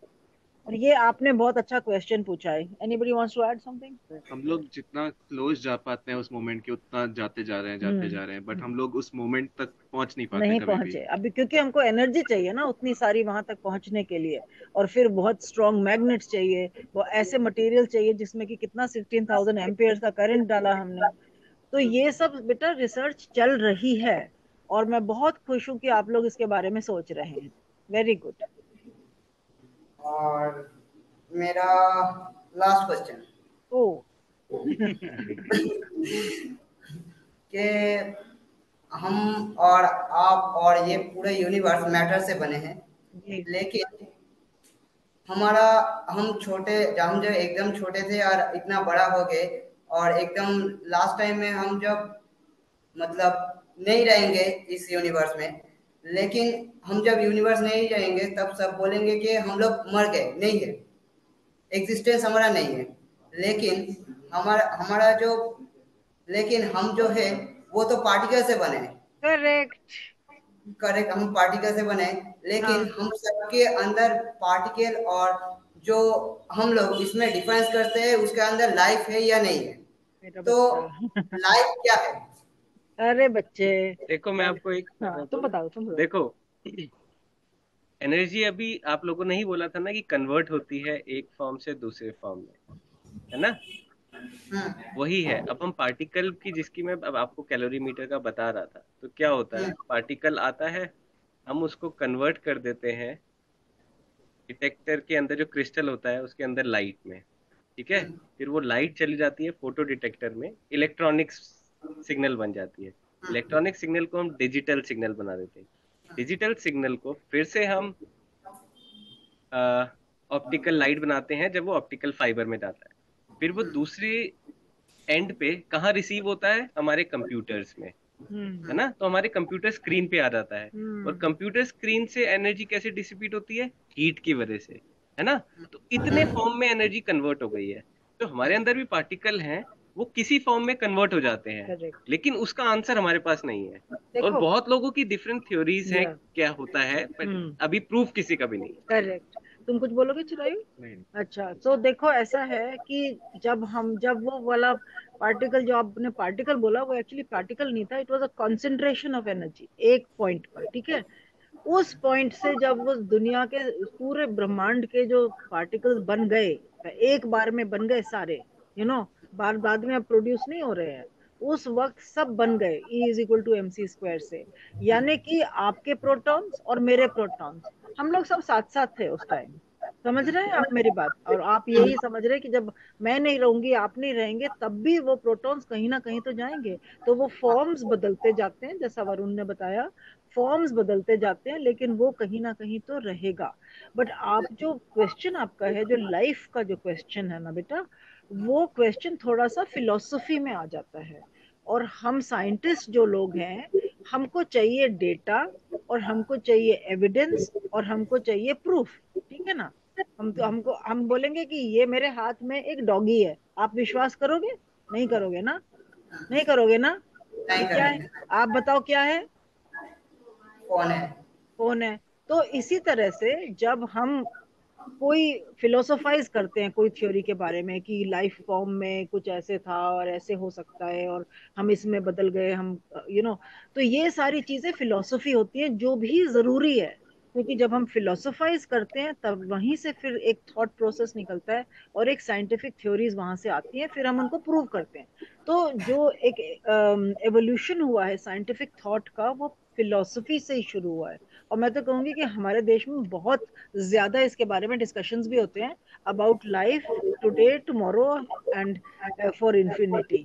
तो आप समझ रहे हैं ना बेटा? मैं तो कोई बाबा जी तो हूं नहीं कि मैं आपको बता दूं ऐसे ही कोई कहानी, है ना? हाँ लेकिन जी, लेकिन लेकिन मैम, बोलो बेटा, सुनाई नहीं दे रहा, आई कांट हियर। वो एग्जिस्टेंस नहीं रहा। बेटा एक मिनट, दोबारा से बोलना कोई बेटा, कोई सुन पा आदमी नहीं। जो है, हाँ। कोई पर्सन है, वो अगर इस दुनिया में नहीं रहा, लेकिन हम तो जानते हैं E = mc² होता है। तो एनर्जी से हम मास में कन्वर्ट करते हैं, मास को तो भी एनर्जी तो होना चाहिए ना। तो वो एग्जिस्टेंस में नहीं रहता, लेकिन ऐसा तो कभी नहीं होता ना, वो एग्जिस्टेंस नहीं है, वो फिर से आ गया, फिर अब वो मेरे जो था।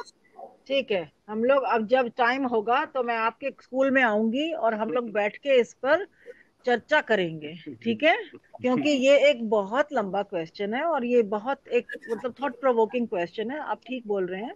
और इसमें तरह तरह की डिफरेंट स्कूल्स ऑफ थॉट है, कि किस तरह से कहाँ आत्मा होती है, कहाँ हमारे विचार होते हैं, हमारे विचार भी कुछ चीज होते हैं क्या, उसमें भी कोई एनर्जी होती है, उसका मास किधर है, ये तो कहीं भी जा सकती है ये बात।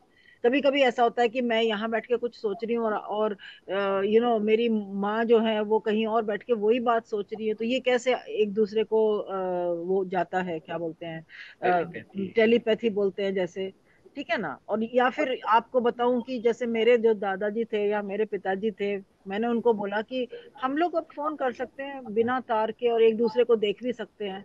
अगर मैंने यही बात 1960 में बोली होती, या 1970 में, 80 में बोली होती, तो कोई विश्वास थोड़ी करता। कोई विश्वास कर सकता है इस बात को, जब किसी ने कभी ये सब देखा नहीं था कि आप वीडियो कॉल करके बात कर सकते हैं? तो वो जब प्रूव हो गया, तो सब कहते हैं हाँ भाई, ये तो साइंस है, क्यों जी? ठीक है ना? हाँ हाँ हाँ तो हाँ। आपका जो क्वेश्चन है वो थोड़ा सा फिलोसॉफिकल क्वेश्चन है, उसको किसी और दिन गुरु बाबा को लेके आएंगे, फिर बात करेंगे उसके बारे में। I think Zoltan. ठीक है, ठीक है मैम, थैंक यू। ठीक है, और क्वेश्चन कोई लड़कियां क्वेश्चन क्यों नहीं पूछ रही हैं? आगे आओ, आ जाओ आ जाओ आ जाओ बेटा, क्वेश्चन पूछना जरूरी होता है, आ जाओ, कोई भी क्वेश्चन पूछ लो, कोई जज नहीं कर रहा यहाँ पे कि अच्छा क्वेश्चन है कि आप बुरा ये भी क्वेश्चन पूछ है। सकते हो कि यहाँ कैसे हम आ सकते हैं, अगर किसी को इंटरेस्ट है। हाँ, ये वरुण ने बोला। अब जो वो जरा वो बोल दीजिए, स्टूडेंट का क्या अपॉर्चुनिटी है सान में, कैसे वो after their completing there degrees how they can join the सान। सन की आप एक तो सन की वेबसाइट में देख सकते हैं, बहुत सारी अपॉर्चुनिटीज हैं, डिफरेंट डिफरेंट स्कूल के लेवल पे भी कुछ कुछ एक्सचेंज प्रोग्राम्स हैं, कुछ समर स्कूल्स भी होते हैं, वहाँ पे भी अप्लाई कर सकते हैं। नहीं तो अगर आपको जैसे कहीं कॉलेज, जैसे कोलकाता में ही बहुत इंस्टीट्यूट्स हैं, जैसे Saha institute of nuclear physics है, वीईसीसी है, वहाँ पे कुछ प्रोजेक्ट्स के लिए आप प्रोफेसर्स को रीच कर सकते हैं। और विश्व भारती है, आई थिंक शांति निकेतन में। और ऐसे बहुत सारे इंस्टीट्यूट्स हैं जहाँ पे आप अंडर बैचलर्स कर सकते हैं साइंस में, और प्रोजेक्ट्स दे सकते हैं पार्टिकल फिजिक्स से रिलेटेड। प्रोफेसर्स को देख सकते हैं कौन से सन रिलेटेड टॉपिक पे काम कर रहे हैं, हम्म। और फिर मास्टर्स कर सकते हैं, पीएचडी कर सकते हैं, नहीं तो इंजीनियरिंग में भी जा सकते हैं। जैसे सर्न में बहुत, जिन लोगों को इंजीनियरिंग में एक्सपर्टी इंटरेस्ट है, सर्न में बहुत इंजीनियर्स हैं, मैकेनिकल इंजीनियर्स हैं, इलेक्ट्रिकल इंजीनियर्स हैं, आईटी इंजी कंप्यूटर इंजीनियर्स, बहुत सारे इंजीनियर्स हैं। तो एक छोटी सी मेडिकल टीम भी है, और एचआर टीम भी है बहुत बड़ी, तो एडमिनिस्ट्रेटिव रोल्स भी हैं। तो इंटरेस्ट किसमें है, लेकिन हम लोग चाहते हैं कि ज्यादा से ज्यादा साइंटिस्ट आए, तो वो ज्यादा बेटर है। और मैं ये इसमें ऐड करूंगी वरुण कि जो बच्चे वाकई इसको करना चाहते हैं लेकिन समझ नहीं आ रहा है कि कैसे आगे बढ़े, है ना, ऐसा हो जाता है ना। हम भी जब आपके उम्र में थे तो कुछ नहीं समझ आता था कि क्या करना है, तो हम जाके अपने टीचर से बात करते थे। तो अभी देखो रिंकू जी ने कितना अच्छा काम किया कि उन्होंने आपको यहाँ कनेक्ट कर दिया, तो आपको इसके बारे में पता चला। ऐसे ही आप कोलकाता में जाएंगे तो कोलकाता में बहुत सारे इंस्टीट्यूशंस हैं जो सर्न के साथ ऑलरेडी जुड़े हुए हैं, right. So there is Bose institute, VCC है, साहा है, आपने बताया ऑलरेडी, और भी है, यूनिवर्सिटी विश्व भारती है, जादवपुर में भी है ऐसे। जादवपुर में भी है। तो बंगाल में ही ऑलरेडी काफी अपॉर्चुनिटीज हैं कि बच्चे पहले तो विजिट करें जाके वहाँ, कि वो क्या कर रहे हैं, how are they connected to sun, ये क्वेश्चन वहां जाके पूछे। दूसरा, उनके लेबोरेटरीज में देखें। तीसरा, वहां जाके बच्चे टाइम स्पेंड करें, बोले कि हम समर की छुट्टियों में, गर्मियों की छुट्टियों में हम आपके पास आएंगे और हम एक हफ्ता या एक महीना आपके पास काम करेंगे। तब आपको सच में पता चलेगा कि आप रियली इंटरेस्टेड है कि नहीं है। कई बार क्या होता है ना, ऐसे ही बचपन में आप जैसे एस्ट्रोनॉट का देख लेते हो टीवी प्रोग्राम, तो लगता है हमको एस्ट्रोनॉट बनना है। फिर उसके बाद जब हम आर्कियोलॉजी का देखते हैं तो हमको तो ये बहुत अच्छा लग रहा है, हम तो वो हमको तो वो करना है, तो अपने मन को स्थिर करने के लिए जरूरी है कि आप जाकर देखें पहले, एंड स्पेंड सम टाइम, थोड़ा सा टाइम जाके स्पेंड करेंगे तो आपको लगेगा ये तो बहुत अच्छा है, ये तो मुझे करना है, या फिर ये तो बहुत बोरिंग है, मुझे नहीं करना है, तो ये थोड़ा सा एक शुरुआत में इस तरह से करेंगे। और वहां पर जो प्रोफेसर्स हैं, साइंटिस्ट हैं, वो बहुत हाई लेवल साइंटिस्ट हैं, वो सब आपको गाइड करेंगे और बताएंगे हाउ टू गो फॉरवर्ड, ठीक है ना। मैम आप मेरा गर्ल स्टूडेंट के लिए बोलिए, कैसे वो गर्ल जो है वो कैसे आपकी तरह सरण में ज्वाइन कर सकते हैं। ऐसे आपका ही ज्वाइन जर्नी कर कैसे सकते हैं, था, एक थोड़ा। ऐसे ही किया। मेरा जर्नी बिल्कुल अनक्लियर था, जैसे न्यूक्लियर लिखते हैं ना, NUCLEAR, ऐसे UNCLEAR पहले लिखना शुरू करना पड़ेगा, कि पहले बिल्कुल अनक्लियर, अनक्लियर फिजिक्स, वहां से शुरू करिए कि क्या कुछ समझ में थोड़ी आता है शुरू में। तो ऐसे ही धीरे धीरे जाइए, प्रोफेसर से पूछिए, उनसे बात करिए। वो जर्नी तो बनता है और बनाना पड़ता है एक तरह से, लेकिन वो शुरू पहले स्टेप से यही होगा आपका कि आप जाके एक कोलकाता में, जितने भी आप गूगल तो आपके बच्चों ने किया है, बच्चियों को भी करना चाहिए, और वहां जाके देखो कि कौन से इंस्टीट्यूशंस है, they have open days, open days होते हैं उनके, कि आप जाके उनको सब क्वेश्चंस के आंसर्स करते हैं, और लेबोरेटरीज के विजिट्स कर सकते हैं, बहुत फैसिलिटीज हैं वहां पर भी एक्सपेरिमेंट्स करने के लिए। स्कूल में आप प्रोजेक्ट्स बनाओ कि हमें ये प्रोजेक्ट्स में पार्टिसिपेट करना है। और वो प्रोजेक्ट आप वीसीसी के साथ करिए उन प्रोजेक्ट्स, ठीक है ना? क्यों बेटा, इट्स ओके? आप करेंगे? करेंगे कि नहीं करेंगे? बोलिए करेंगे, ऐसे करके बोलिए करेंगे। जरूर करेंगे। मैं एक छोटा सा हाँ पॉइंट और बोलो ऐड बेटा। करना चाहता हूँ कि इनिशियली अपन बहुत डरते हैं या अपने को ऐसा लगता है कि अपने को ज़्यादा कुछ आता नहीं है, तो अपन ऐसे इतने बड़े प्रोफेसर्स को अप्रोच बिजी हो कैसे जाते करें। हैं। तो मुझे ऐसा लगता है ये थोड़ा सा ये नहीं करना चाहिए, ऐसा नहीं सोचना चाहिए कि हमको कुछ नहीं आता या हम हम्म। कैसे अप्रोच करें। बिल्कुल बेझिझक अप्रोच करना चाहिए, क्योंकि हम्म। प्रोफेसर्स खुद खुश होते हैं राइट। उल्टा या जब आप अप्रोच करते हो उनको। तो हाँ। ये आपका इंथुजियाज्म देख के उससे तो खुश होते हैं। अब एक और हम लोग करेंगे आपके साथ, एक 1-on-1 करेंगे जिसमें कि सिर्फ लड़कियां क्वेश्चन पूछेंगी, ठीक है? करेंगे ना? क्यों? अब तो बोल दो करेंगे, ऐसे बोलो करेंगे। करेंगे, ऐसे करके बोलो। अब लोग बोलो करेंगे, ठीक है? হ্যাঁ বলো, चलो गुड। বলো কিছু প্রশ্ন, কিছু করছি। বলো। क्या बोलते हैं, আমি আসছি যাচ্ছি, क्या बोलते हैं, আমি করছি, আমি ম্যাম করছি। আমার ছোট দুটো प्रश्न আছে। जी। जी बोलिए। क्वेश्चन, वो वरुण सर ने जो दिखाया ना, जो 5 मीटर का जो वॉल था, हाँ वो जी किससे बनाया है? उसको बोलो, लेड से यू बनाया वांट टू है, आंसर? मटेरियल कौन से सा? बनाया कौन सा वॉल? तो वॉल है ना जो जो अपनी ब्रिक कंक्रीट वॉल है, है, बस just it's concrete. Loaded with हाँ। आयरन। है? वो कंक्रीट ही है। Loaded concrete with iron. क्योंकि ओ, वो उधर तो एक्सपेरिमेंट है कैवर्न में, ठीक है ना? एक्सपेरिमेंट में रेडिएशन होता है, लेकिन हम लोगों ने बहुत स्टडी किया पहले, सेफ्टी रूल्स को स्टडी किया कि ह्यूमन बीइंग्स के लिए सेफ रेडिएशन क्या होता है। और ये ना सोचो कि वहीं पर ही रेडिएशन होता है। आप अभी क्लास में बैठे हो ना सब लोग, आपके ऊपर भी अभी शावर हो रही है रेडिएशन की, कॉस्मिक रेडिएशन की। अभी अभी आप इसको गूगल करना कि कितना रेडिएशन अभी आ रहा है आपके ऊपर, ओके? तो उसके साथ हम कंपेयर करते हैं कि हमारे एक्सपेरिमेंट में कितना रेडिएशन आ रहा है, ठीक है? और उसको इस लेवल तक डाउन लेकर आना है कि it is a safe zone, right? तो सेफ जोन करने के लिए हमको कितना कंक्रीट चाहिए, उसमें कितना आयन डालना पड़ेगा, और उसको कितना थिक बनाना पड़ेगा जिससे कि कोई रेडिएशन यहाँ ना निकले। और हमने जो भी कैलकुलेशन किया है कि 1 मीटर कंक्रीट में यूजुअली सारा हमारा सेफ जोन आ जाता है, लेकिन उसको भी टाइम्स 10 हमने करा, 10 मीटर वॉल बनाई, जिससे कि हम 100% सेफ हैं, 200% सेफ हैं जब हम वहां काम कर रहे हैं, क्योंकि सेफ्टी रूल्स बहुत इंपॉर्टेंट होते हैं ना बच्चा। हम्म। ओके। और कोई क्वेश्चन था? और एक था मैम, हिग्स बोसन तो डिस्कवर हो गया, आप for which particle CERN is working on who wants to answer? Present? ऐसा नहीं है, देखो, एक कोई भी पार्टिकल डिस्कवर होता है तो पहले तो उसको स्टडी करना बहुत इंपॉर्टेंट होता है, क्योंकि अभी हमने तो ढूंढ लिया कि वो हिग्स पार्टिकल है। उसकी क्या क्या प्रॉपर्टीज हैं, कितनी प्रिसीजन से हम उसको मेजर कर सकते हैं, और उससे हम और क्या बेनिफिट कर सकते हैं। जैसे एक्सरेज बनी, वो भी एक पार्टिकल से बनी। इवन पूरी इलेक्ट्रॉनिक कम्युनिकेशन फोटॉन से होता है ना? तो ऐसे ही इसलिए उस पार्टिकल को समझना सबसे पहले बहुत जरूरी होता है। तो अभी जो एक one of the main programme is to study Higgs, कि हम कैसे उसको पूरा अच्छे से जान सकते हैं ताकि उसको एक्सप्लॉइट कर सकें टेक्नोलॉजी में या कहीं पे भी जहाँ पे पॉसिबल है।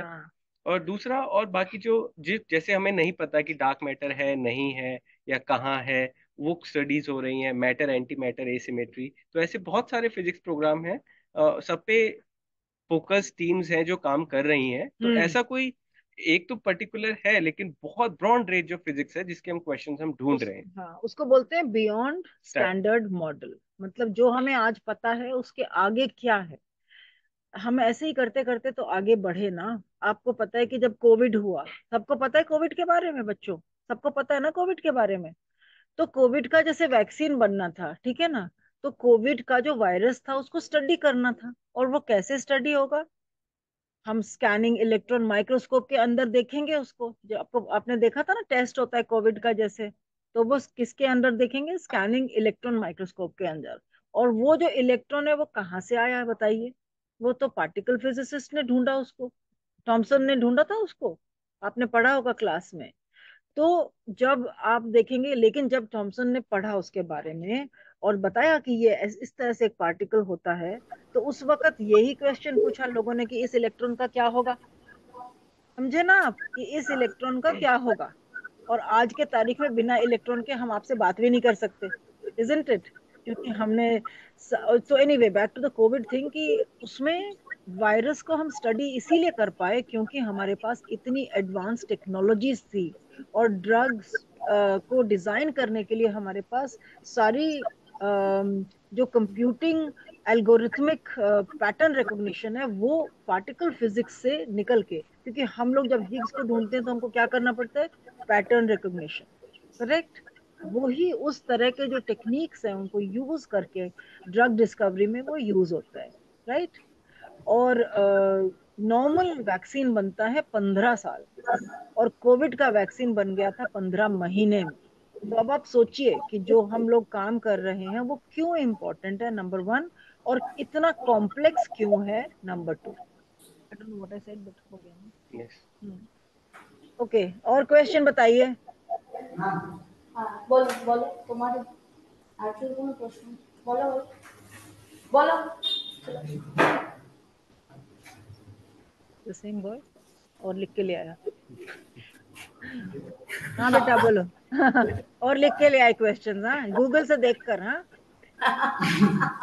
मैम, मेरा क्वेश्चन है कि ब्लैक होल क्या, आपका जो उधर का जो हाइड्रोजन कोलाइडर है उसमें क्या असल में ब्लैक होल बनता है? अच्छा बॉस, ऐसा है, तुम बहुत कॉपी कैट हो। हाँ, तुमने गूगल में क्वेश्चन देखना शुरू कर दिया, मुझको पता चल गया, नंबर वन। नंबर टू, नहीं नहीं, it is not a large hydrogen collider, okay, it is a large hadron collider. Okay, पहले बोलो, लार्ज हैड्रॉन कोलाइडर बोलो। आज हाइड्रोजन कोलाइडर। अब हैड्रॉन क्या होता है, वरुण ने बताया था ना थोड़ी देर पहले। अब आपसे हम पूछेंगे क्वेश्चन, बताओ क्या हम लोग क्या कोलाइड कर रहे हैं, हम लोग क्या कोलाइड कर रहे हैं यहाँ पे। High proton. प्रोटॉन कोलाइड कर रहे हैं ना।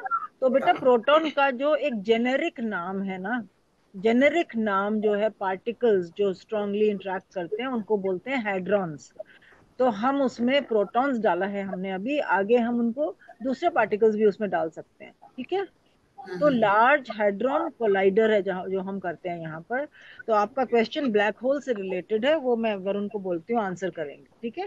तो देखो, ब्लैक होल हम प्रोड्यूस कर सकते हैं, लेकिन या वो होगा नहीं होगा वो तो हम कह नहीं सकते, लेकिन जो भी ब्लैक होल यहाँ प्रोड्यूस होगा ना, हम्म वो इतने शॉर्ट लिव्ड होगा कि उसको हम इनडायरेक्टली डिटेक्ट तो कर लेंगे, लेकिन उसका कुछ इफेक्ट नहीं होगा कि आपको लगे कि सब कुछ उसमें एब्जॉर्ब हो जाएगा। ऐसा नहीं होगा, क्योंकि हम इतनी एनर्जी कॉन्सेंट्रेट ही नहीं कर सकते कि इतना एनर्जेटिक ब्लैक होल बना सके, हम्म या जो कुछ टाइम भी सरवाइव कर जाए। हम्म ओके। इसके अलावा ये भी आप सोचो, अब मैंने आपको एक होमवर्क दिया है कि कॉस्मिक रेज के बारे में आप पढ़ेंगे, पढ़ेंगे ना। हाँ हाँ सर। कॉस्मिक कॉस्मिक रेज में यहाँ से भी ज्यादा एनर्जी वाले पार्टिकल्स आते हैं जो हमारे ऊपर गिर रहे हैं इस वक्त, और वहां भी यही पॉसिबिलिटी है ब्लैक होल बनने की। और हम लोग तो जी रहे हैं, जीवन चल रहा है, यूनिवर्स चल रहा है करोड़ों सालों तक, ठीक है ना। तो ब्लैक होल्स का जो फॉर्मेशन है उसमें जो प्रोबेबिलिटीज होती है वो इतनी कम होती हैं, और हमारे जो यहाँ कोलिशंस हैं उसमें जैसा वरुण ने बताया कि बहुत शॉर्ट लिव्ड है, मतलब कि आपको आपने पलक भी नहीं झपकी और वो खत्म हो जाता है, ठीक है। हाँ हाँ और कुछ, और any question, last question now, हाँ। एक एक सुल्तान, एक इट्स ओके। क्वेश्चन आया है एक। हाँ बेटा आ जाओ, तुमसे पूछना है। हाँ, नाम बोलो पहले अपना, बेटा पहले नाम बोलो। सुष्मिता। सुष्मिता, ओके बताओ बेटा, मैम बोलो। मेरा एक क्वेश्चन है। कुछ ईयर पहले एक मंगलयान हमने लॉन्च किया था, इंडिया से नहीं, मंगलयान लॉन्च किया था, बट वो सक्सेसफुल नहीं हुआ। इसलिए मैंने कोई पार्टिकल इशू था और कुछ भी। देखो देखो, एक तो ना, चाहे हम दोनों साइंटिफिक लैब्स हैं, लेकिन दोनों एक अलग तरीके का काम करते हैं। रिलेटेड भी हैं, लेकिन थोड़ा सा अलग रिलेटेड। हम फंडामेंटल ऑब्जेक्ट्स देखते हैं, वो बड़ी पिक्चर देखते हैं। दोनों स्टडी ही कर रहे हैं नेचर के बारे में, ठीक है। और जब इतने बड़े बड़े इक्विपमेंट इन्वॉल्व होते हैं ना, तो कुछ भी इशू हो सकता है, और कोई भी सक्सेस विदाउट फेलियर नहीं होता। ठीक है, तो हम लोग भी काम करते हैं, लेकिन जो मंगलयान है उसको स्पेस में कुछ भेजना है। देखो कितनी टेक्नोलॉजी इन्वॉल्व है कि एक सैटेलाइट आप जो स्पेस में भेजते हो वो पूरा रिमोटली ऑपरेट होती है। कुछ खराब होगा तो उसको रिमोटली ठीक करना है ना। तो उसमें कुछ भी अगर थोड़ा सा भी कहीं इशू हो गया, कुछ भी हो सकता है ना सब। हम ह्यूमंस कितने एरर प्रोन है ना। हम अपनी लाइफ में खुद के लिए ही कितनी गलतियां करते हैं। या तो नहीं, इसके वैसे अलावा भी आप आज हम आपको बोले कि चलो एक वो डिजाइन करो, क्या बोले, क्या डिजाइन करने को दे इनको? एक जो अगर घर में खेलते एलिफेंट ही हैं, बनाए हाँ अगर तो एलिफेंट बोलेंगे हम आपको कि पेपर पे एलिफेंट बनाओ, ठीक है, और वो उसको चलना चाहिए, ठीक है, ऐसे बना के, और उसको चलना चाहिए, आपको बनाना है। हम काटेंगे उसको, कार्डबोर्ड में बनाएंगे और उसको चलना चाहिए। कितने बार आपको बनाना पड़ेगा और मिटाना पड़ेगा उसको, है ना? आप समझ गए ना बात को?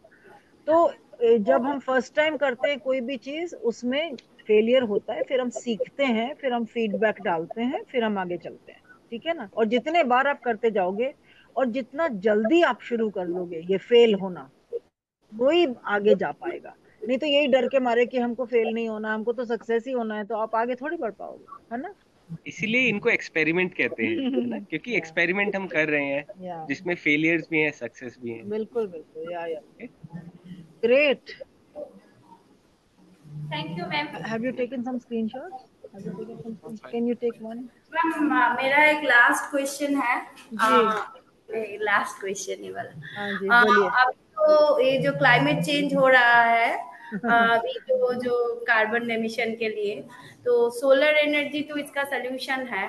तो I have heard that scientist are thinking that if we can use solar energy in one part of globe, suppose in America, solar energy is produced, and then if you can take it uh, by superconductor to the other part of the world, then we can get the energy in other part of the world. So in the CERN, superconductors have been made. You have made the superconductors. Can this superconductor be used to transfer the electricity from one part of the world to the other part of the world?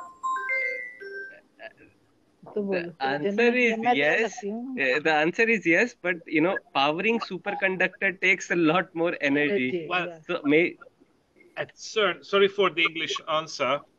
At CERN, we have a project for a high temperature superconducting energy transmission. Energy amplifier. No, it's an energy transmission for the LHC. And this started something like 15 years ago. I was so happy that I could see it at the very, very first stage. I was not allowed to take pictures that time, but now it is mature. We are going to build it in during the long shutdown 3 in order to power our magnets underground from the surface. This is something in a technology that works in something a few meters. I mean, 100 meters. So that's how we begin, no? That's how we begin. Exactly. But the question is absolutely relevant. The energy transmission from one part of the continent to the other takes enormous losses, enormous losses. If we could minimize these losses, the energy would be much cheaper. Right. And that's actually something that is going to come soon. So there is work going on. That's the answer. काम चल रहा है इसके बारे में, और हमें देखना है कि किस तरह से हम सस्टेनेबली कर पाए इसको, क्योंकि आपको अगर बिलियंस ऑफ डॉलर्स चाहिए एनर्जी भेजने के लिए, तो then it is not affordable by people, isn't it? Or the countries also. So we have to see at the economics, technology, yes, and after that the economics also. So, and some work is going on, like Zoltan explained, which is great. So congratulations. But it is the beginning, I would say. It is still 50 years away. Okay. Anything else? Any other questions? No, at present. Last question. आ जाओ बेटा, आ जाओ पूछो। Another question. कोई बात नहीं, that's good. बोलिए बेटे। Ma'am milky वे का मैम मेरा क्वेश्चन है, क्या मिल्की वे का प्रैक्टिकल स्ट्रक्चर क्या है? आप बताओगे वरुण क्या बोलते?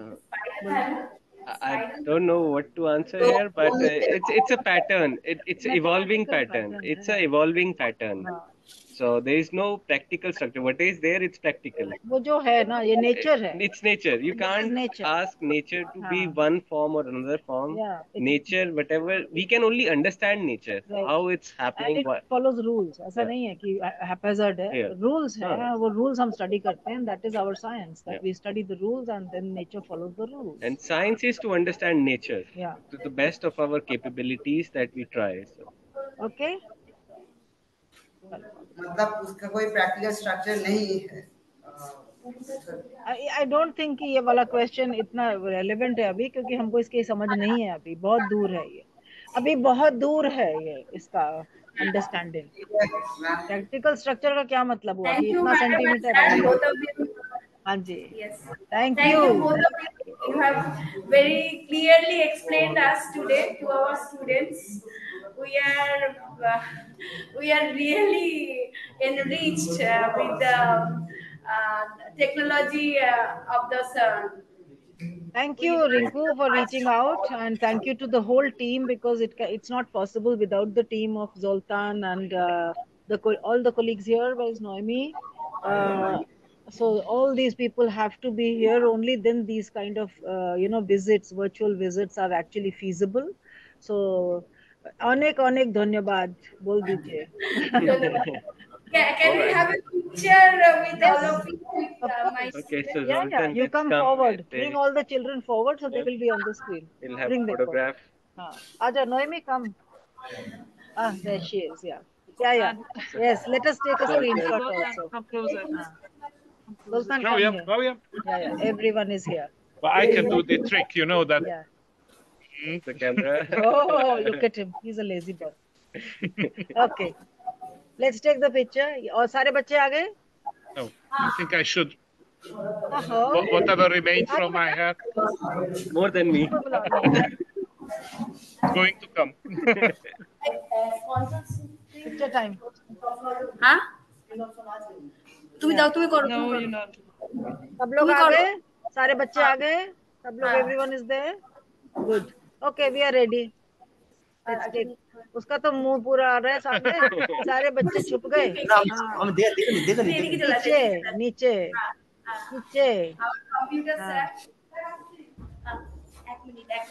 बोलना 1 2 3. Hey, Hicks. रिंकू, आप तो पीछे छुप गए. Actually, it is not taking the picture. Screenshot is not. Maybe you can take that. It will be recorded. Everything is recorded. Yeah, actually, we can take the screenshot from the video. Yes. Wait a minute. It is not working. wait. Sorry, ma'am. You cannot take the screenshot. Hello, everybody, smile. Smile.